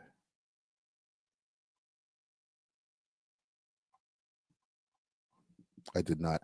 I'll find it. Give me a second, gang. Let's see. People ask. Okay, no, let's go back to Torontology. And we're gonna find this post. Because he Down to Earth was asking about a few other podcasts at the same time. And I just wanted to check in to see what that post looked like, to see if what the update on that post was. He was asking about We Love Hip Hop, Extra Gravy, and the other one was GTV. Let's find the post. I didn't know that this would become a thing. I know Toronto loved them some mix up. So any opportunity that we here it is. Any opportunity that we can get some mix up going on, then we're all for it. As far as the audience and stuff. But they're saying here, are these podcasts in Toronto representatives of the hip hop culture? And then he put all these three of us over here. GTV Network, big salute to Gutsy Guts, big salute to Marlon Palmer, and big salute to myself over here. What podcast in the city is the best? Is the best. And in the comments say, this guy's saying for y'all media. He's like, for y'all entertainment. He's like, fuck all of these guys. BFS, easy. I will say this, and listen, if anybody from Voices see this, and another person says Voices 100%, with all due respect, I don't know if them niggas is still podcasting anymore.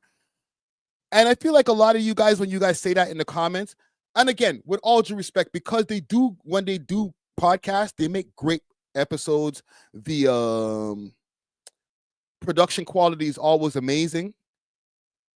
But podcasting once in a month and then trying to put the people up against us, that's just you guys just being using favoritism. That's your homies or something like that. Or you hate me so much that you're like, yeah, we like them way more. They're way better. Nigga, we give you 2 podcasts a week, sometimes 3, and a live stream. Don't be putting us up against people who only podcast once a month or once every 2-3 months. Okay? And this is with all due respect to them. I know they have their own lives to live and shit like that. So, but if you're podcasting on a regular weekly basis, then we can have the competition thing. You know what I'm saying? But when guys just jump towards that name, it's because you don't fuck with me or you just like, you're Somali. You know what I'm saying? And it's no diss to them. They know, like, it's not a their podcast is shit. I just feel that they should show up more often. We need a podcast from you guys every week to be up in the competition with everybody else. And I'm not talking about We Love Hip Hop. I'm talking about the whole podcast atmosphere. You got to be here once a week or every 2 weeks to say, all right, I'm in competition with the other podcast out here. You feel me? No matter what the audience want to say. they're wrong. Sometimes the customer is wrong. There you go. Let's see what's going on in the comments here. Definitely not Friday, the crackhead who used to smoke crack in Timmy's. Right? Fuck that guy.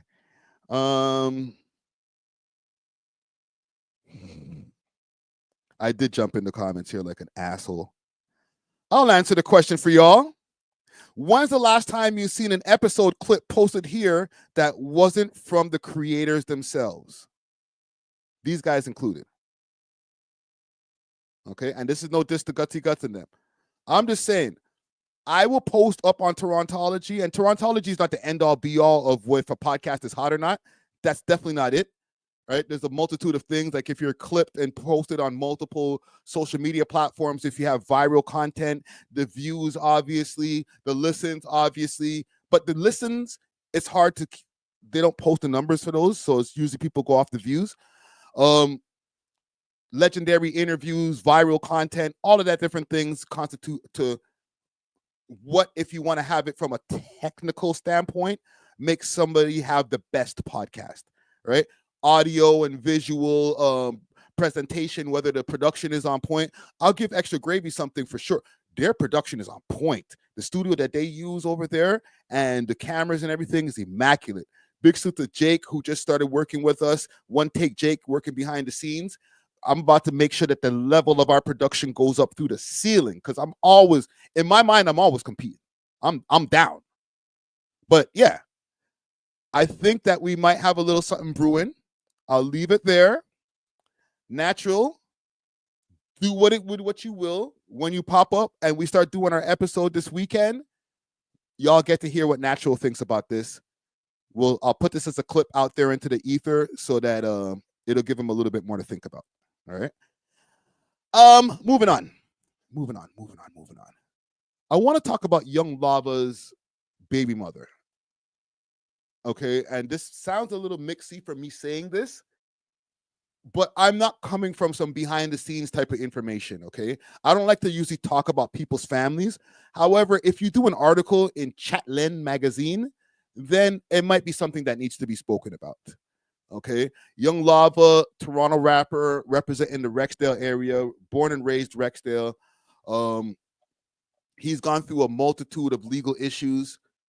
Just to give you guys a quick recap, he got into an incident where somebody was assaulted, was shot, let's say, and he went on the run, ended up all the way in Nebraska. He actually got arrested when he was in the States and was able to get out of custody after whatever court proceedings, different identification. So they didn't even know that he was Young Lava and his government name that lives back in Toronto that had a whole case going on, right? So he was able to wiggle out of that situation and then start driving back up to Canada. And he got arrested in the car with another person who was also on the run. And they found 67 firearms in the trunk. Okay. Crazy shit. So he was arrested in America. They were able to extradite him back over here to Canada, and now he's currently serving time, and I think he might have been sentenced to 9 years, if I'm not mistaken. Correct me in the comments, Comment Gang Strong, if I'm wrong about the amount of years that he's been sentenced to. Hold on. I didn't even have the comments on the screen. My bad. Yeah.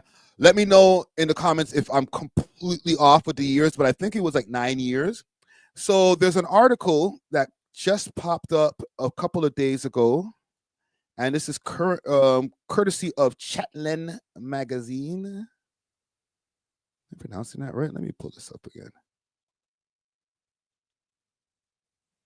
Right, Chatelaine or Chatelaine. It's like a women's magazine.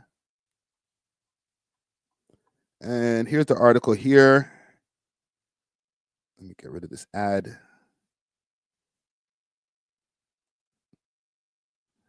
So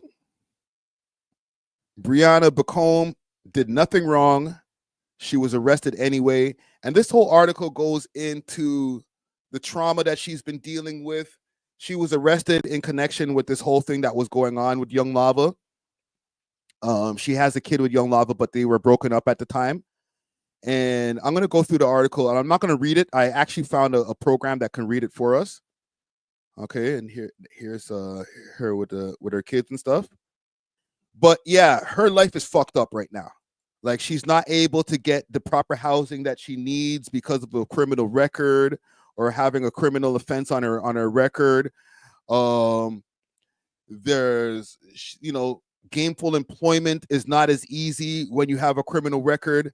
And all of this stuff is due to, from what she's saying in the article, being guilty by association, not being actually guilty of any crimes. Just because her baby father was Young Lava, her life, she says, is in a bunch of different peril at this point right now. So I'm going to pull up a program that I'm using a free trial of. I might purchase this later on. Let me see if I could pull up this program here. It's like what is this shit called? I forgot the name of the program. It's like a voice program, right? And Snoop Dogg is going to read it to us. Okay, so let's go back here. In 2020, she was detained on a murder-related charge. She was released, but her life will never be the same. Yeah, Snoop Dogg's going to read through this article for us, and I'm going to find the name of the app here. 1 second. Let me find the name of the app. I want to show it some love. Actually, fuck the name of the app. I'll find it later. Maybe they might need to pay for some ads over here at We Love Hip Hop, and then we'll big up the app. But let Snoop Dogg cook. Inside the world of wrongful arrests, Brianna Bascom had been up all night. Shanna Asterisk, her 6-month-old daughter with big brown eyes and a light brown complexion, a spitting image of Brianna's ex-boyfriend Dane Sidladine, wouldn't stop crying. She tried everything. It was one of those nights when the last thread of patience snaps, and so does the sleep. Now, Sidladine, that's Dane Sidladine, that's Young Lava. Deprived parent. Brianna yelled at Shanna. It didn't work. Of course, it just made Brianna feel worse. She continued rocking and shushing Shanna until the baby eventually gave in to sleep. The past few months hadn't been easy on Brianna. 10 months prior, in May 2019, Sidladine, a Toronto rapper known as Young Lava, disappeared when he became wanted for the first-degree murder of 26-year-old Blaine Grindley. 2 of the men also wanted for the murder had surrendered, but Sidladine left Brianna without any clue about where he was headed or what he had done. At the time, Brianna was pregnant with Shanna, the couple's second child. So yeah, while all of this was going on, and I forgot, like, my bad. I was saying earlier that it was a shooting. It was actually a murder. R.I.P. to the individual that passed away, and condolences to the family of the young man. Right, but yeah, it was a murder that happened with Blaine Grindley, and she wasn't aware that all of this was going on. They were actually broken up at the time. So let me speed this up. Let's put it to. Let's go here. All right. Keep cooking, Snoop. She wasn't upset that Sidladine was gone. They had broken up months earlier because of Sidladine's lying and cheating and run-ins with the law. They met in 2014 when Brianna, then 21 years old, was working at Kinnear, the hair product manufacturer, to support her dream of being an actress. She saw a light shining over him, as if God had selected him for her. She was head over heels, but that feeling was long gone. Now, when Brianna saw his face on the evening news as she nursed her newborn and tried to move on with her life, she was, frankly, over it. There was much to be distracted by anyway. A week prior, Brianna had celebrated her 27th birthday. 2 days later, the World Health Organization declared COVID-19 a pandemic. 2 days after that, on March 13, Breonna Taylor, a 26-year-old black woman from Louisiana, was fatally shot when plainclothes police officers forced entry into her home looking for her ex-boyfriend, who had been using her address to mail drugs. Another tragedy in the ongoing crisis of racially motivated police brutality. On March 17, at about 1 p.m., a groggy Brianna was breastfeeding Shanna in the bedroom she shared with her 2 daughters at her parents' house in Brampton. When the ring of the doorbell pierced the early afternoon air, maybe it's a package, she thought. Wearing shorts, a white top, and no bra, Brianna took her kids downstairs, where plainclothes Toronto police officers were in the living room. Put some clothes on, the male officer said. When she returned to the living room fully dressed, more police, nearly all women, had spilled into every nook of the house, looking apologetic. Yo, imagine that, yo. You wake up, you go downstairs, you're not even fully dressed, and there's bare police out there like, put on some clothes. We're about to go search your crib. Yo. The game is crazy. Hey, listen, when it comes to y'all ladies out there, you gotta listen again. Salute to Young Lava. It's hard to salute him because I know a lot of people are gonna be like, yo, you salute this guy, you murk somebody. I don't know the full story. I just know I know him from before, as far as doing an interview with him a couple of times. He was a cool cat. So I wasn't there. I wasn't in the courtroom. You know what I'm saying? It's a lot, bro. But this is wild. You know what I'm saying? You gotta watch out who you fuck with, man. You gotta, like, you know, a lot of girls love themselves a bad boy. She was working for Con Air. She seemed like she was like on the straight and narrow. And, you know, she ends up with a gangster, and a lot of gangster shit happens. We're here to arrest you, another officer said. You're being charged with accessory after the fact to murder. God damn. Brianna started sobbing, murder. She knew nothing about what Sidladine had done. She hadn't been in contact with him for nearly a year. Then another thought filled her with dread. What would happen to Channing? Brianna asked officers if she could bring Channing to the police station so she could breastfeed her. Channing wasn't on formula, and Brianna didn't pump. As officers arrested Brianna in front of her daughters and family, Channing stared at her with those big eyes. This little girl is going to be looking for food in about an hour, and I'm not going to be there to feed her, she thought. Brianna thought back to the night before, when she had become frustrated with her baby. I kind of felt like it was karma for me because of the way I yelled at Channing. But now she was in handcuffs, ripped away from her children, her family. She'd never worried that she'd be arrested for something Sidladine did. The love of her life had turned into her worst nightmare. He had an opportunity to tell me the truth and to tell me what was going to happen. She says, he left me for dead. He literally left me for dead. Petita Station, Brianna, with her breasts engorged, sat in front of homicide. Okay, I gotta stop for a second, because I just feel like, and with all due respect, if she does see this, if Brianna does see this, there has to also be some accountability in there. Like, yes, he left you for dead. I understand all of that, and the fact that you guys have kids together, but it's, if the man and them are in the streets, like they're really outside, you can't expect him to tell you everything that he got going on outside, especially if there's murders involved in shit. So for her to be caught off guard, I could understand that. Maybe, you know, maybe give me a heads up that you murked somebody. Maybe not, because maybe when you take somebody off of the earth and you go tell other people that you did it, they might not be able to hold it down. Okay? So it might be better that you don't know shit, so that when they put you in and they might grill you as much as they can and say snitch, snitch, snitch, you really don't know. Maybe it's better off that way. I'm not excusing his actions. I'm just saying, like, you gotta watch who you choose when it comes to, okay, this is my man. I had there was a girl I used to talk to back in the days, and this is when I was still outside in these streets, right? And she was adamant about never getting in my car. She was a super, like, carré, you know, right? Super square, not in the streets at all. But, or you know, not even with like the shits at all. Never been, or like, the only time she'd be around street niggas is if she's fucking a street nigga. So her thing was, I'm never getting in your car. We could take a Uber, whatever, but I'm never getting in your car, because I would always have a few bags of the snifflies in the car just in case I gotta go make a move. Right? We might be on the way to a date, and I'll say, oh, hold on a minute, I gotta go stop and make a, you know, quick money before we get there. Get some extra money for popcorn, whatever. You know what I'm saying? She wasn't with that. I get it. I respect it. Because if we get pulled over and I get arrested, no matter what she says, oh, was it me? I was just here. She's going to get arrested too. And then it's going to mess up her good job. She's not going to be able to go to the office. And when she does get to the office and they're like, yo, whatever happened? Beep. Yeah, I had to spend the weekend in jail because of my boyfriend. Or not even my boyfriend, because of the nigga that I'm smashing. I idiot thing.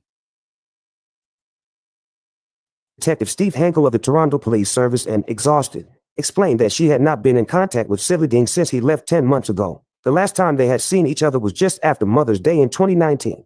They had been estranged for 2 months. Brianna had packed her things and moved out of their shared apartment and into her parents' home. She had also just found out she was pregnant again. Sidley Dean had wanted to see her and Sahara Asterisk, their eldest daughter. When she saw him, she knew something was wrong. She tried asking for answers, but he was evasive. And just to reiterate, this is an article from Chatland magazine. I'm just having it read to us by Snoop Doggy Dogg himself. But yeah, this is the crazy incident with young Lava, who's currently doing time right now, and the stuff that his baby mother is going through with the aftermath of everything that's going on here. I'll reiterate for the people who might just be tapping in right now. She's not been able to find employment as easy because of her criminal record. A bunch of different things are going on.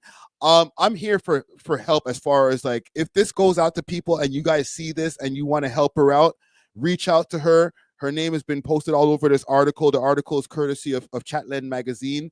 You guys can go check it out and reach out to her if you want to help her. You know what I'm saying? Let's let Snoop keep cooking. A few days later, while watching the news at her parents' house, Sidley Dean's face, along with those of 2 other men, appeared on the screen. There was a candlelight arrest warrant for them for the murder of Grindley, who was killed on May 1st, 2019. Sidley Dean had had a few run-ins with the law, but Brianna had never expected something like this. Of all the men in Toronto, why does this have to be my child's father? She thought. The next day, Brianna went to a Toronto courthouse and, fearing retaliation for what Sidley Dean had allegedly done, asked for protection for herself and her daughter. She even removed her name as Sidley Dean's surety. With no way to contact Sidley Dean, she begged his friends to tell him, if they knew where he was, to turn himself in. She was a surety? So he was already on probation and you were the one that is responsible for him now that he was bailed out? Listen, I can understand that she's going through some shit. Definitely, it's bad. But there is still a little bit of accountability that has to be in there. Like, maybe you didn't know specifically what was going on with the M, but you knew that nigga was in the streets going hard body. You could hear it in the songs. This nigga had videos on social media and stuff like that. Him and his ops are going back and forth. It was getting out of hand. Bodies were dropping. Like, what are we talking about here? You had no idea. Listen, you know what? I'm going to leave it alone because I'm going to sound like I'm mad or I'm a hater. I feel like it's hard. Like, accountability just has to be taken a little bit. That's all I'm going to say. All right? I don't want to stir the pot too much. The only thing she was guilty of was falling in love with him and who he was at his core. A funny, magnetic person with the kind of qualities she'd envision in a husband. I'm not a street girl. I'm not from the hood, she says. I'm not the type to hold my guy's gun in my bag. I will hold you down. But to be riding with you in the streets, I'm definitely not that girl. She told Henkel all this, but something about what Henkel had done didn't sit right with her. I told him, you know, that I just... All that stuff about I'm not in the streets, I'm not from the hood, da-da-da-da. So then you got to stay away from niggas who are from the streets and are from the hood. Niggas that might have a gun on them, who might get caught with 67 guns in their trunk. You got to stay away from them type of guys if you're not ready for that type of action. Because guess what? When he gets arrested, you get arrested. I'm not trying to say bad on her. I understand her plight. It's just, this is, what will we call this? A teachable moment for other people in the future. My daughter and that I'm breastfeeding her. You didn't have to arrest me like this. And he said, well, I could have arrested you while you were pregnant with her. The fact that he came into my house and took me away from my daughter so she can starve. That's disgusting. Shanna did starve that night. Brianna's parents couldn't get her to drink formula. While a senior level officer eventually agreed to let Shanna be brought in so Brianna could breastfeed her, Brianna's mother was able to rock the baby to sleep at home. Brianna never saw Shanna that night. My daughter was hysterical. She says she was bawling. It wasn't the first time Brianna had been arrested for something Sidley Dean had done. In June 2017, 1 year after they had started dating and 6 months after Sidley Dean began living with Brianna in her parents' basement having just been released from jail, police raided the house. It came after an anonymous tip that Sidley Dean was going to harm the person who killed his brother a month Oh my God. So he's already been in a situation, been arrested. It was about something that had something to do with an M. Brethren, shorty. Earlier, police found a gun hidden in the basement. They arrested Sidladine, and Brianna was also charged with gun-related offenses. She was sent to Vania Center for Women, a medium and You got charged with a gun charge prior to this, but you don't know what's Listen, I'm not trying to come down on Shorty, you know what I'm saying? I'm just saying there's a little bit of accountability that might need to be taken. Right? I'm not trying to put, make light of this or anything like that. I'm just saying it's crazy. Let's put it this way. It's all about choices. I've heard TK Kirtland, T to the motherfucking K. TK Kirtland say, life is all about choices. All right, that's my best TK impression that I can. Life is all about choices. You hear what I'm saying, Vlad? Life is about choices that you make. And if you make the wrong choices, then you're going to go the wrong way, Vlad. So just remember what I said. I'm 68 years old. I'm still here. I got 100 baby mamas. Life is about choices, Vlad. Okay, that's my best TK Kirkland impression that I can give to y'all, all right? Who raised them, Vlad? Who raised you? Vlad. Maximum Correctional Facility for Female Offenders in Milton, where she stayed for 11 days, one of the worst experiences of her life. Right after her release, Brianna learned she was pregnant. My whole life, I'd never had an interaction with the police, says Brianna. I hadn't even been suspended from school. Her charges were eventually dropped, though Sidladine remained in jail. But Brianna's family was traumatized by the raid. Years later, it would prevent Brianna's younger brother, who was forced under the ground during the operation, from fulfilling his dream of becoming a police officer. Brianna gave birth to Sahara the following February, and 5 months later. What? Yo, this city is a movie. Don't ever get it twisted. Toronto is a goddamn movie. Her brother's life got messed up. The man can't be a police blood clot. Yo, what else, man? What else? What more do you want from me? God damn. Years later, it would prevent Brianna's younger brother, who was forced under the ground during the operation, from fulfilling his dream of becoming a police officer. Brianna gave birth to Sahara the following February, and 5 months later, Sidladine was released from prison. She forgave him, and they moved into their own apartment to become a family. Now, 2 years later, she was arrested again, but under unimaginable circumstances. Sitting in the investigation room, she thought about Breonna Taylor. I compare my situation to hers, she says. They could have come to my house and pulled the trigger and killed me. What if it had gone a completely different way? 10 months later, Brianna's charges were stayed. The state meant her charge was on hold with a 1-year time limit for the Crown to revive the case. They chose not to, but life hasn't gone back to normal for Brianna. She struggles with PTSD and nightmares. She's afraid of being separated from her children again.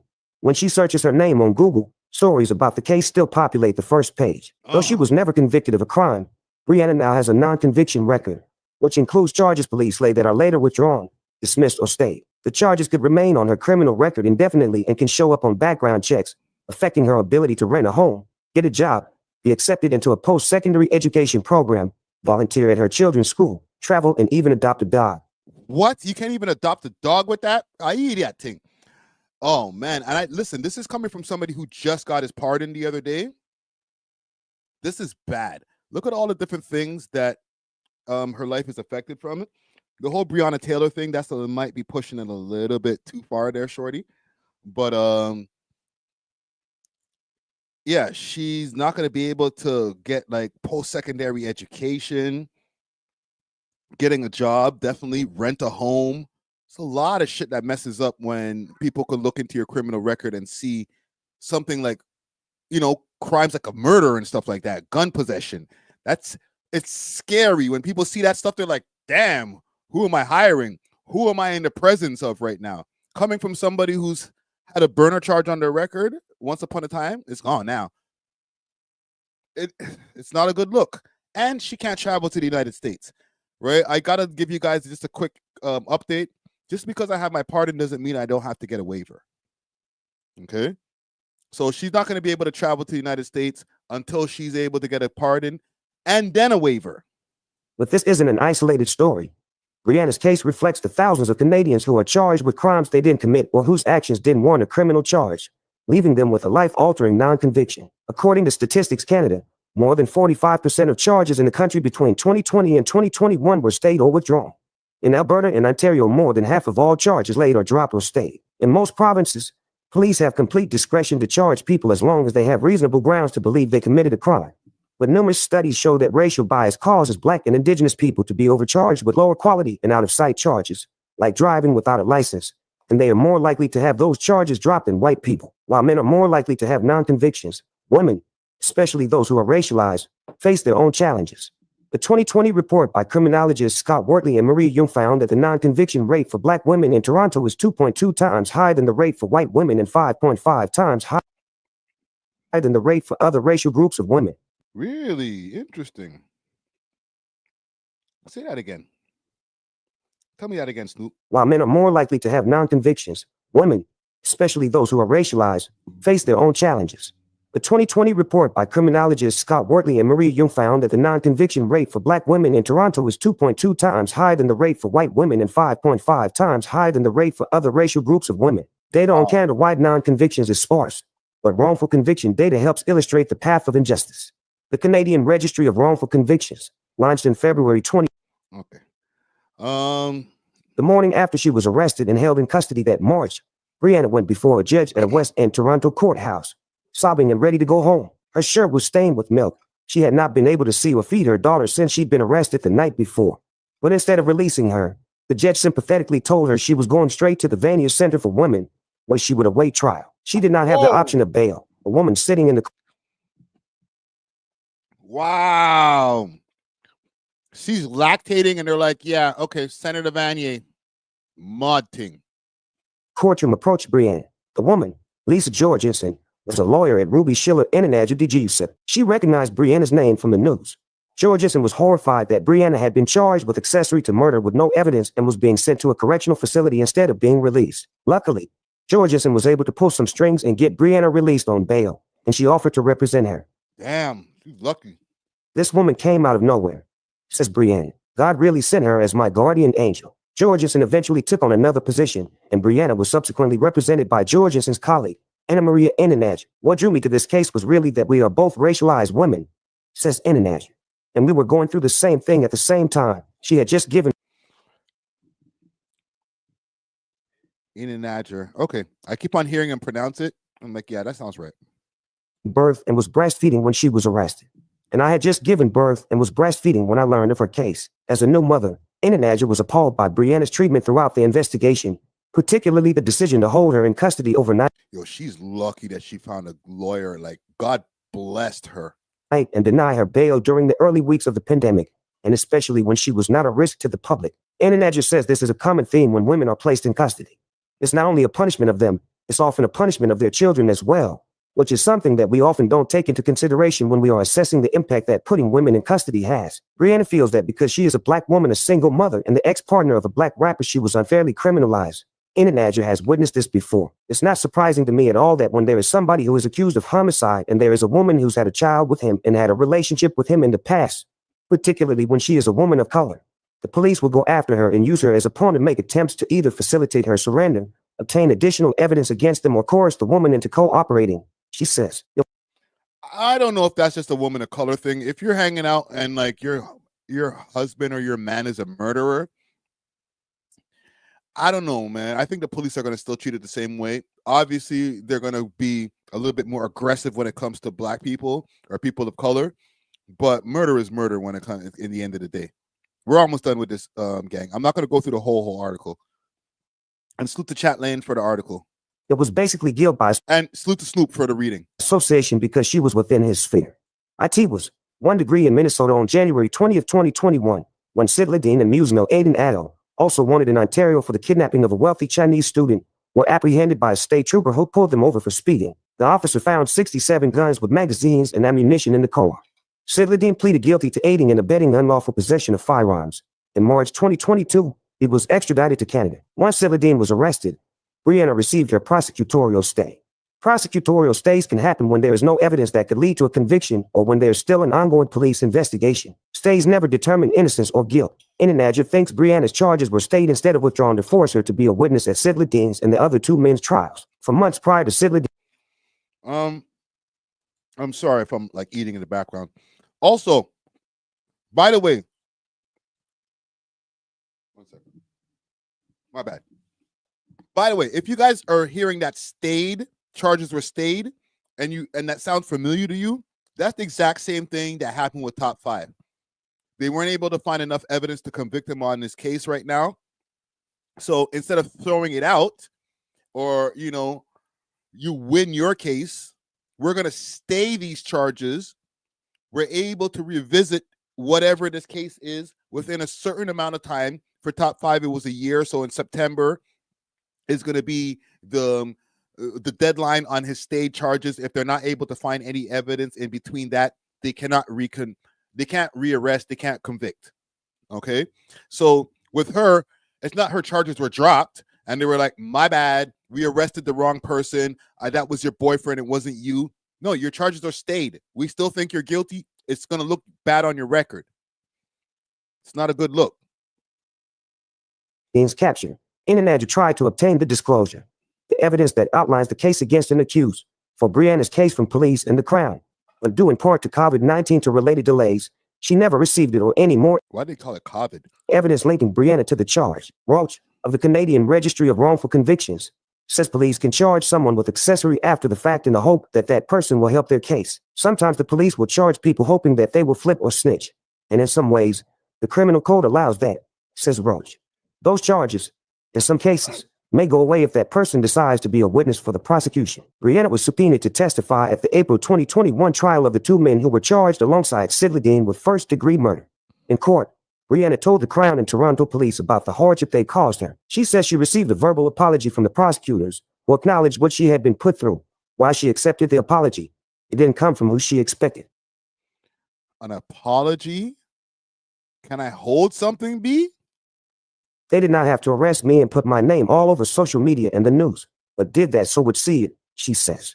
You wanted to look at the TV and say, oh my gosh, they have my child's mother.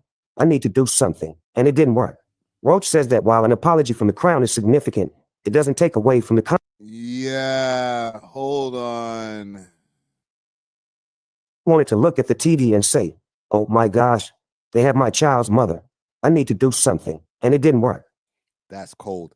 Yeah, that was kind of their game plan, right? Let's arrest her. Look, we arrested your baby mama. You've been on the run. And Young Lava, when he was on the run for like a year. Okay. They're like, we got your baby mama. Pull up, bro. Come out of hiding.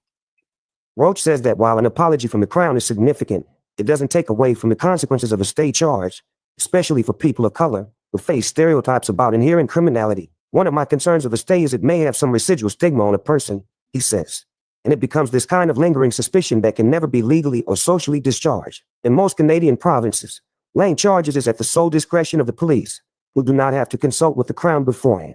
Police often approach things with a focus on suspicion and evidence that is consistent with a hypothesis of guilt as opposed to evidence that is inconsistent. Okay, so Sidladine's trial is scheduled. Sidladine's trial is scheduled for September 11th, 2023. Brianna is worried that the Crown will try to subpoena her again. Let's get to the conclusion here. Let's go to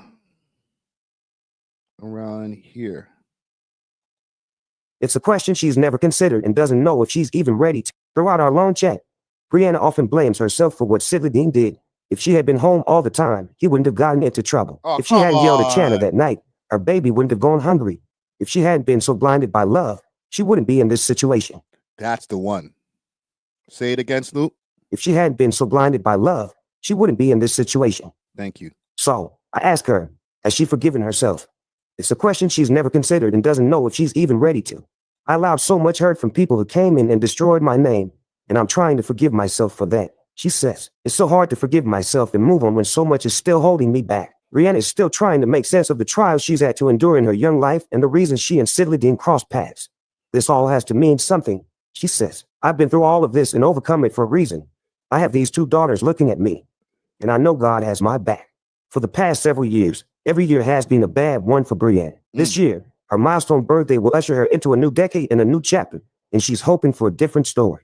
She doesn't have big plans for her 30th. Maybe dinner with some friends. Maybe nothing. But she at least knows that her daughters are here with her to celebrate, and she's here too. And that's more than enough for her. I really hope this is a good year. She knocks twice on her computer desk. I just want a good year. An asterisk indicates her name has been changed to protect. Okay, so salute to Snoop Dogg for that great reading right there. There you have it, man. That's a wild, wild incident. And Speechify, just for the people who want to know what app I'm using right there. The app is called Speechify. Speechify, holler at your boy. You know what I'm saying? I've been getting a lot of complaints about my terrible readings. And yes, trust me, my reading. It's not that I can't read out loud. I hate reading publicly, man. So, yeah, that's that. But with that being said, this is a really wild story. It really shows that we always focus on the artists themselves and the different things that are going on around their story. For example, I even pulled up while we were listening to Snoop Dogg do the narration right there, something courtesy of Trap Geek. And I'm not going to pull up the video, but this video has 3 million views. Still on the run, the TK of the North. It came out 5 years ago, courtesy of Trap Geek. And he was talking about this whole Young Lava thing. A bunch of us were talking about it. So it was a major, major case. And a lot of people will focus on the individual themselves that are involved in the case, obviously. But a lot of the times we forget about the people around them who were affected by this shit. You know what I'm saying? No matter what I've said about accountability during this segment right here, I still do understand love. I do understand looking at people and seeing their potential. There's the whole manosphere, or what do you call that? Gender wars conversation about don't date potential, but a lot of people do it anyway. They say, she probably said, you know what? I can see the potential in this man. I can see his will to want to get out of the streets. And she loved him for him. No matter what he was out there allegedly doing in the streets or really doing in the streets. You feel me? So salute to her, salute to Brianna, salute to your children as well. You know what I'm saying? God bless you and all the best to you. If anybody does see this piece, I really mean it. Like, holler at her. You know what I'm saying? The article is courtesy of Chat Lane.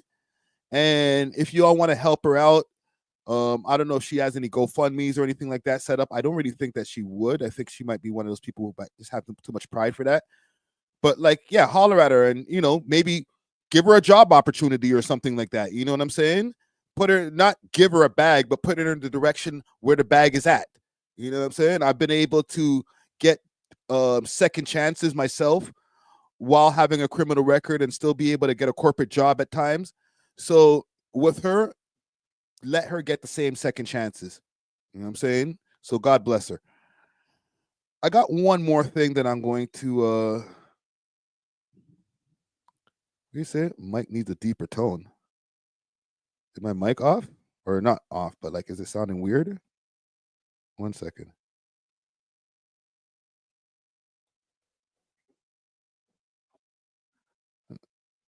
You want me to put a little bit more bass in my voice, nigga?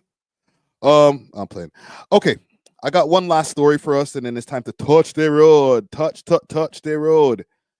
I want to talk about why rappers don't want to be rappers anymore. The incentive to be a rapper is super low. I'm actually super happy. I'm blessed every day that I wake up and I transition my life so that I'm not some old head rapper still trying to hold on to this rap dream. Oh, I'm not doing it to be famous. I'm just doing it for the love. All that bullshit that niggas be saying when they start getting to my age or younger or older. I'm not living that life, okay? I've seen the future from early that a lot of the rap niggas are going to be transitioning and becoming streamers, podcasters, all the different forms of content creation where you still get to use a microphone, but you just don't rap no more because when you were a rapper, nobody cared or not enough people cared to make you a famous rapper and be able to pay your bills, feed your kids, all that type of shit. It wasn't happening. Guess what? Myself included. So don't even worry about it. A lot of people say you're a failed rapper. Yes. Was I trash? No. Did I fail? Yes. I'm okay saying that, because succeeding would mean, oh, I made this amount of money off of shows.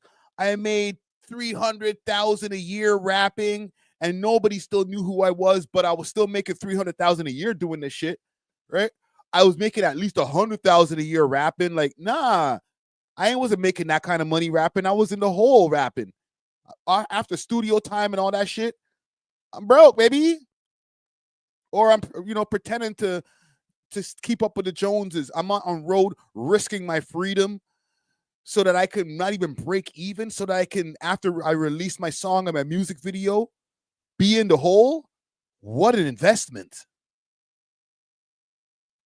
Like, and if you make it, then it all pays off. Quadruple time. You can become Drake. And all of those investments that you made when you were on your come up, when you were in the grind, it all paid off. But guess what? That only happens to a small percentage of people, bro. All right? Let's not beat around the bush. It's not like, I know a lot of people can become rappers because you could just upload your shit to SoundCloud or wherever, to Spotify directly, to be honest. But out of the percentage of those people who are maintaining and making a living off of rap, extremely low, my nigga. So this is courtesy of Up Next and Up Next Community. Salute to Up Next. That's my brother over there. This rapper is talking about, he reveals how much money he made from 6 years of streams, and he invested $30,000. All right, $30,000 into this rap shit. Streaming revenue for the first time ever since being on streaming platforms since 2019. So for 6 years, I've been getting streams. I probably dropped about 8 or 9 projects, invested well over $30,000 into my music career via promo, studio, equipment, videos, collabs, travel, all that. About, when I do the math, about well over 30K. How much money have I earned in those 6 years of streams? Drum roll, please. $199.39. Damn. And 39 cents. Yo, you spent 30 racks? Wow. Crazy work. So I just withdrew my streaming revenue for the first. So you spent $30,000. And people are, can we think about $30,000 in a rap game for a second? We're not talking about, yo, this man, he blew a bag on this rap shit. No, bro. He said he did this in how long? 6 years. He actually spread that out. Pause. 30,000 in 6 years. So he wasn't even doing the high-end crazy music videos and all that kind of wild shit. Because you got to put it into perspective. Okay, and this is, keeping in mind, let's say he's putting out projects. We can do some mathematics. Let's see. Calculator. Let's see if I can get a calculator up here. Okay, let's do some math. Because 30,000 in 6 years is not a lot. It's a lot in the grand scheme of life. $30,000 in 6 years. What we got over here? 30,000. Let's go divided by 6. You're going to get $5,000 a year he was spending in rap. That's it? When I was rapping, I was spending more a year on rap than $5,000 a year. When you keep in mind, let's say you have a mixtape that has, let's keep a clean number, 10 songs on it, okay? And you're paying for studio time, but let's not go on the high end of studios. Let's do, the studio only cost us $30 an hour, right? That's my homie. He links it up. So I'm in there doing my studio sessions to get these 10 songs off. Let's give each song 2 hours. Okay? So each song for the recording of the songs is $60. All right? So 10 songs times 60. And I obviously know the answers, but just so you guys can see it on the screen, that's $600 for 10 songs just to record them. $30 an hour studio time, 2 hours each song.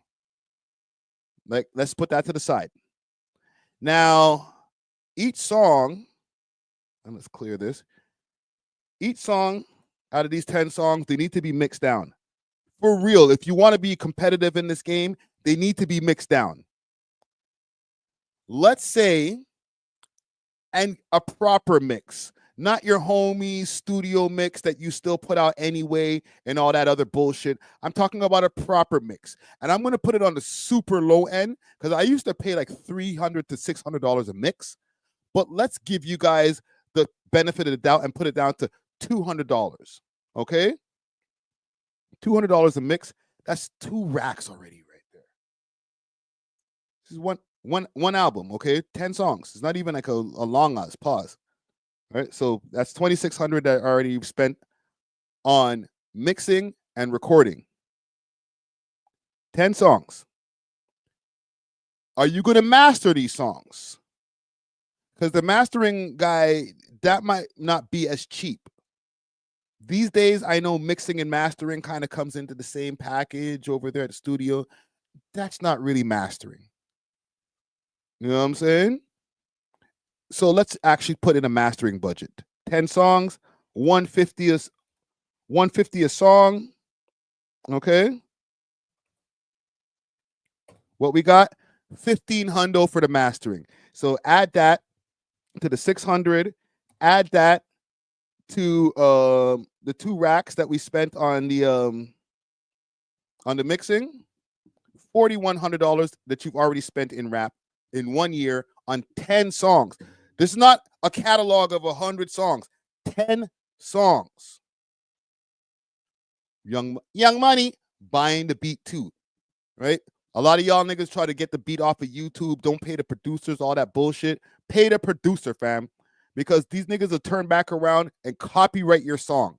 So if you actually do pay the producer, what the going rate was back in the days for me was about $300 if I wanted to actually pay for the full license of the beat. Okay? I'm going to give you the benefit of the doubt, young rappers out there. And let's go $200 a beat. That's super cheap beats. Your beats are not going to be that fire. You might be better off spending a little bit more on beats, but I'm going to give you the benefit of the doubt over here today and say I ain't got it like that. Can I get the beat for 200, fam? Fine. I fuck with you. You can get it for 200. That's another 2 racks right there. So add that to the other 2 racks. Add that to the 600. And then add that to, how much was the mastering again for the 10 songs? 1,500. Oh shit, I think we went past the 5,000. 6,100 we already spent on rap in 1 year. This is not the 6-year thing that the homie's talking about. We've broken it down that over 6 years, $30,000. Over 6 years, that's $5,000 a year. I'm already at 6,100. I ain't made a music video yet. You feel me? And I know, Young Money, all the different the conversion rates and all that shit. That $300 beat or that $200 beat is actually probably like $275 with the conversion. Trust me.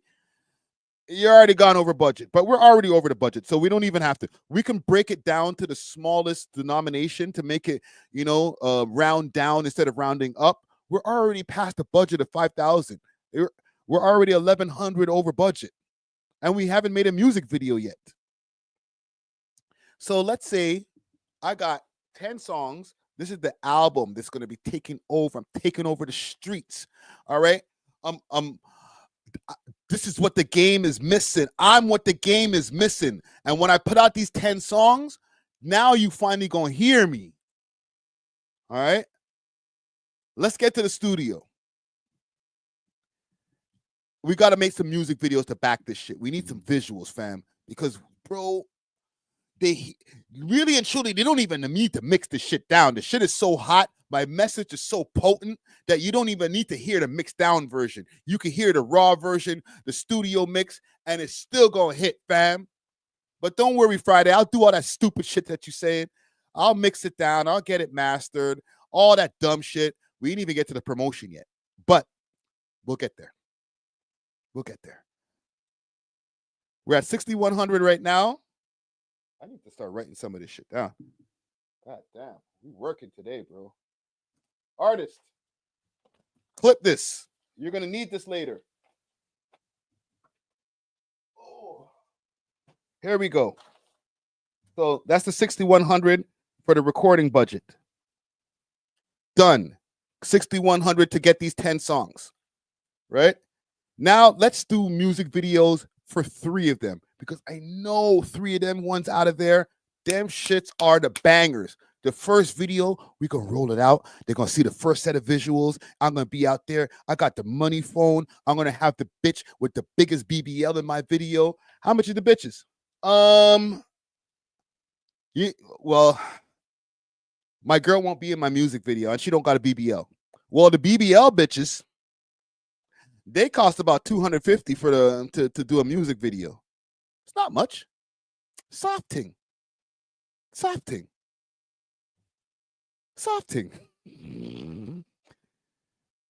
Get me 2. You know, in his mind he had 10, but when he heard $250 a chick, he said, get me 2. All right, that's 500 right there to get 2 chicks in your video. How much is the video, man? Yo, fam, I need Reed in the streets, fam. You know what I'm saying? I need that Calvin Robin video, bro. Niggas don't know, fam. I'm gonna take over, dog, when they see this shit, my nigga. I need only the best. I need the same shit that K Money, all them niggas got, my nigga. Stop this, bro. Don't play me, nigga. Hold on, let me make sure I put my banner across the screen since we're talking about money. Y'all can hit the PayPal also if you want, you know what I'm saying? That helps to circumvent all the bullshit when it comes to this YouTube. PayPal.com or PayPal, Friday, aka RickyDread@gmail.com. Salute. Let's continue here. So we 500 for 2 chicks with a big ass BBL, offensive BBL. Music video, man. Reed in the streets ain't cheap. He ain't doing no $500 video for you. I don't know you, my dude. So let's do the video for, I'm going to give you a Bly, fam, because your music's all right still. It's all right. I'll do the video for 1,500. So 1,500 for the one video with the 2 chicks. Okay, and how much is the chicks again? 500? Bang. So your budget is about 2,000. Yo, I don't got no whips though, fam. I need the whips in the video, guy. I need at least 1 whip. $500 rental. Oh, fuck. Okay. Only 1 whip. Man them. Let's put our money together so that I can get me a little rackety so that I can have a money phone in the video. All right. I'm not spending any more money. Yo, y'all, if y'all niggas want lunch for the day, bring your own lunch with you, bro. I ain't got no more money on the budget. Okay. So that's 2,500 right there for the music video. That's 1 music video. Let's time that by 3 because we're going to have to do that again. The second music video is going to be fire. Don't worry. We're going to have even more bitches. I'm going to get some free ones this time. 7,500 for music videos, plus the recording budget of 6,100. Let's get the grand total. $13,600 that you spent on rap to make a 10-song EP. It just doesn't even have to be EP. It could just be 10 songs that you have in your catalog. It don't even have to be on one body of work. Just 10 songs that you got. Okay? You made 3 music videos from these 10 songs. You got them mixed and mastered, and you spent $13,600 in 1 year. Multiply that by 3, or multiply that by 6. $81,600 if he just kept on doing that shit over and over and over, year after year, because I'm going to make it. When they hear my shit, I'm going to change the game like we suppose, change the game for these hoes. This nigga's talking about 30,000. He's crying for 30,000. Nigga, that's what I spent in 6 years. Put it that way. About 30,000. You're a crybaby, bro. I spent that in 6 years of rapping. Me, Friday Ricky Dread. And my numbers were higher than that because I used to spend a video that I used to get back in the days, and I'm not going to blow up the person's name, but I can't. But I was paying more than $1,500 a video. I've paid $2,500 a video. I've paid $5,000 for a video. I've paid $1,500 for a goddamn photo shoot. What are we talking about, fam?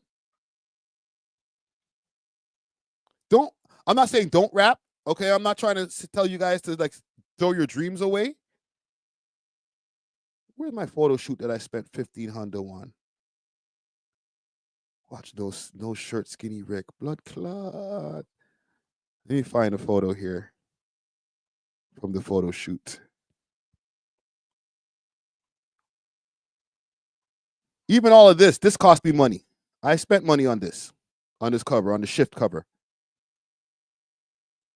For the cover, for the artwork, cover artwork, just all of that cost money. Let me see if I can find a nocturnal pic. $1,500. I got a whole bunch of photos from this. Yo, the grading and everything, amazing. $1,500 for the photo shoot. I hate that thing. It's not. It's necessary if you want professional work. But my nigga, the ROI is highly unlikely unless you're one of the lucky few that become a famous rapper. I'm not saying for you guys to not become rappers, but I'm just saying these days and times, you can buy a microphone from Best Buy or wherever, and you're good to go. Spend like 6-7 bills on a camera. If you really want to get jiggy, spend like $1,500, 2 racks on a camera. Or guess what? Fuck around and use your iPhone and get to work. You're a content creator now. Ta-da. Oh, you got some Wi-Fi? Okay, you're a content creator now. Pick up your phone. Icy Springer is a content creator. He just, all due respect, he picks up his phone. He got the whole city moving. You niggas is going to the studio rapping your ass off. Icy just at home getting more viewers on his Instagram live than half of the rappers in this city, and he ain't spent a cent in the studio. How y'all feel? I hate that thing. There's a part of me that wants to say stop rapping, but don't stop rapping. Keep doing your thing. We always need more music in the world. Somebody's going to make it out of the rough to become the next Jid or the next, I don't know, Travis Scott. But bro, the ROI is slim, man. It's slim. It's slim.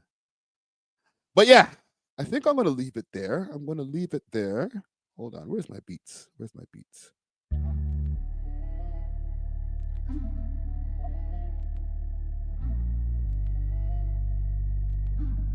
Just 1, 2. I think that we got it over here. 4-hour live for your head top. Look out for the interview that's dropping tomorrow. Full panel, Increase the Peace, Volume 1. Big salute to everybody who's pulled up on the panel. We're talking about some good shit out there, trying to help the culture.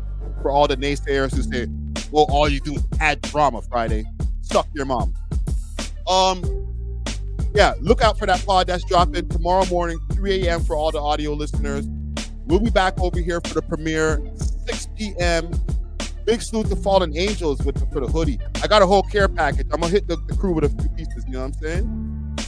Big up to everybody who's been tapping in from the beginning of this live all the way to the end. Make sure to hit that like button on the way out. Big up to B3 on the beat. We are off of this. Deuce.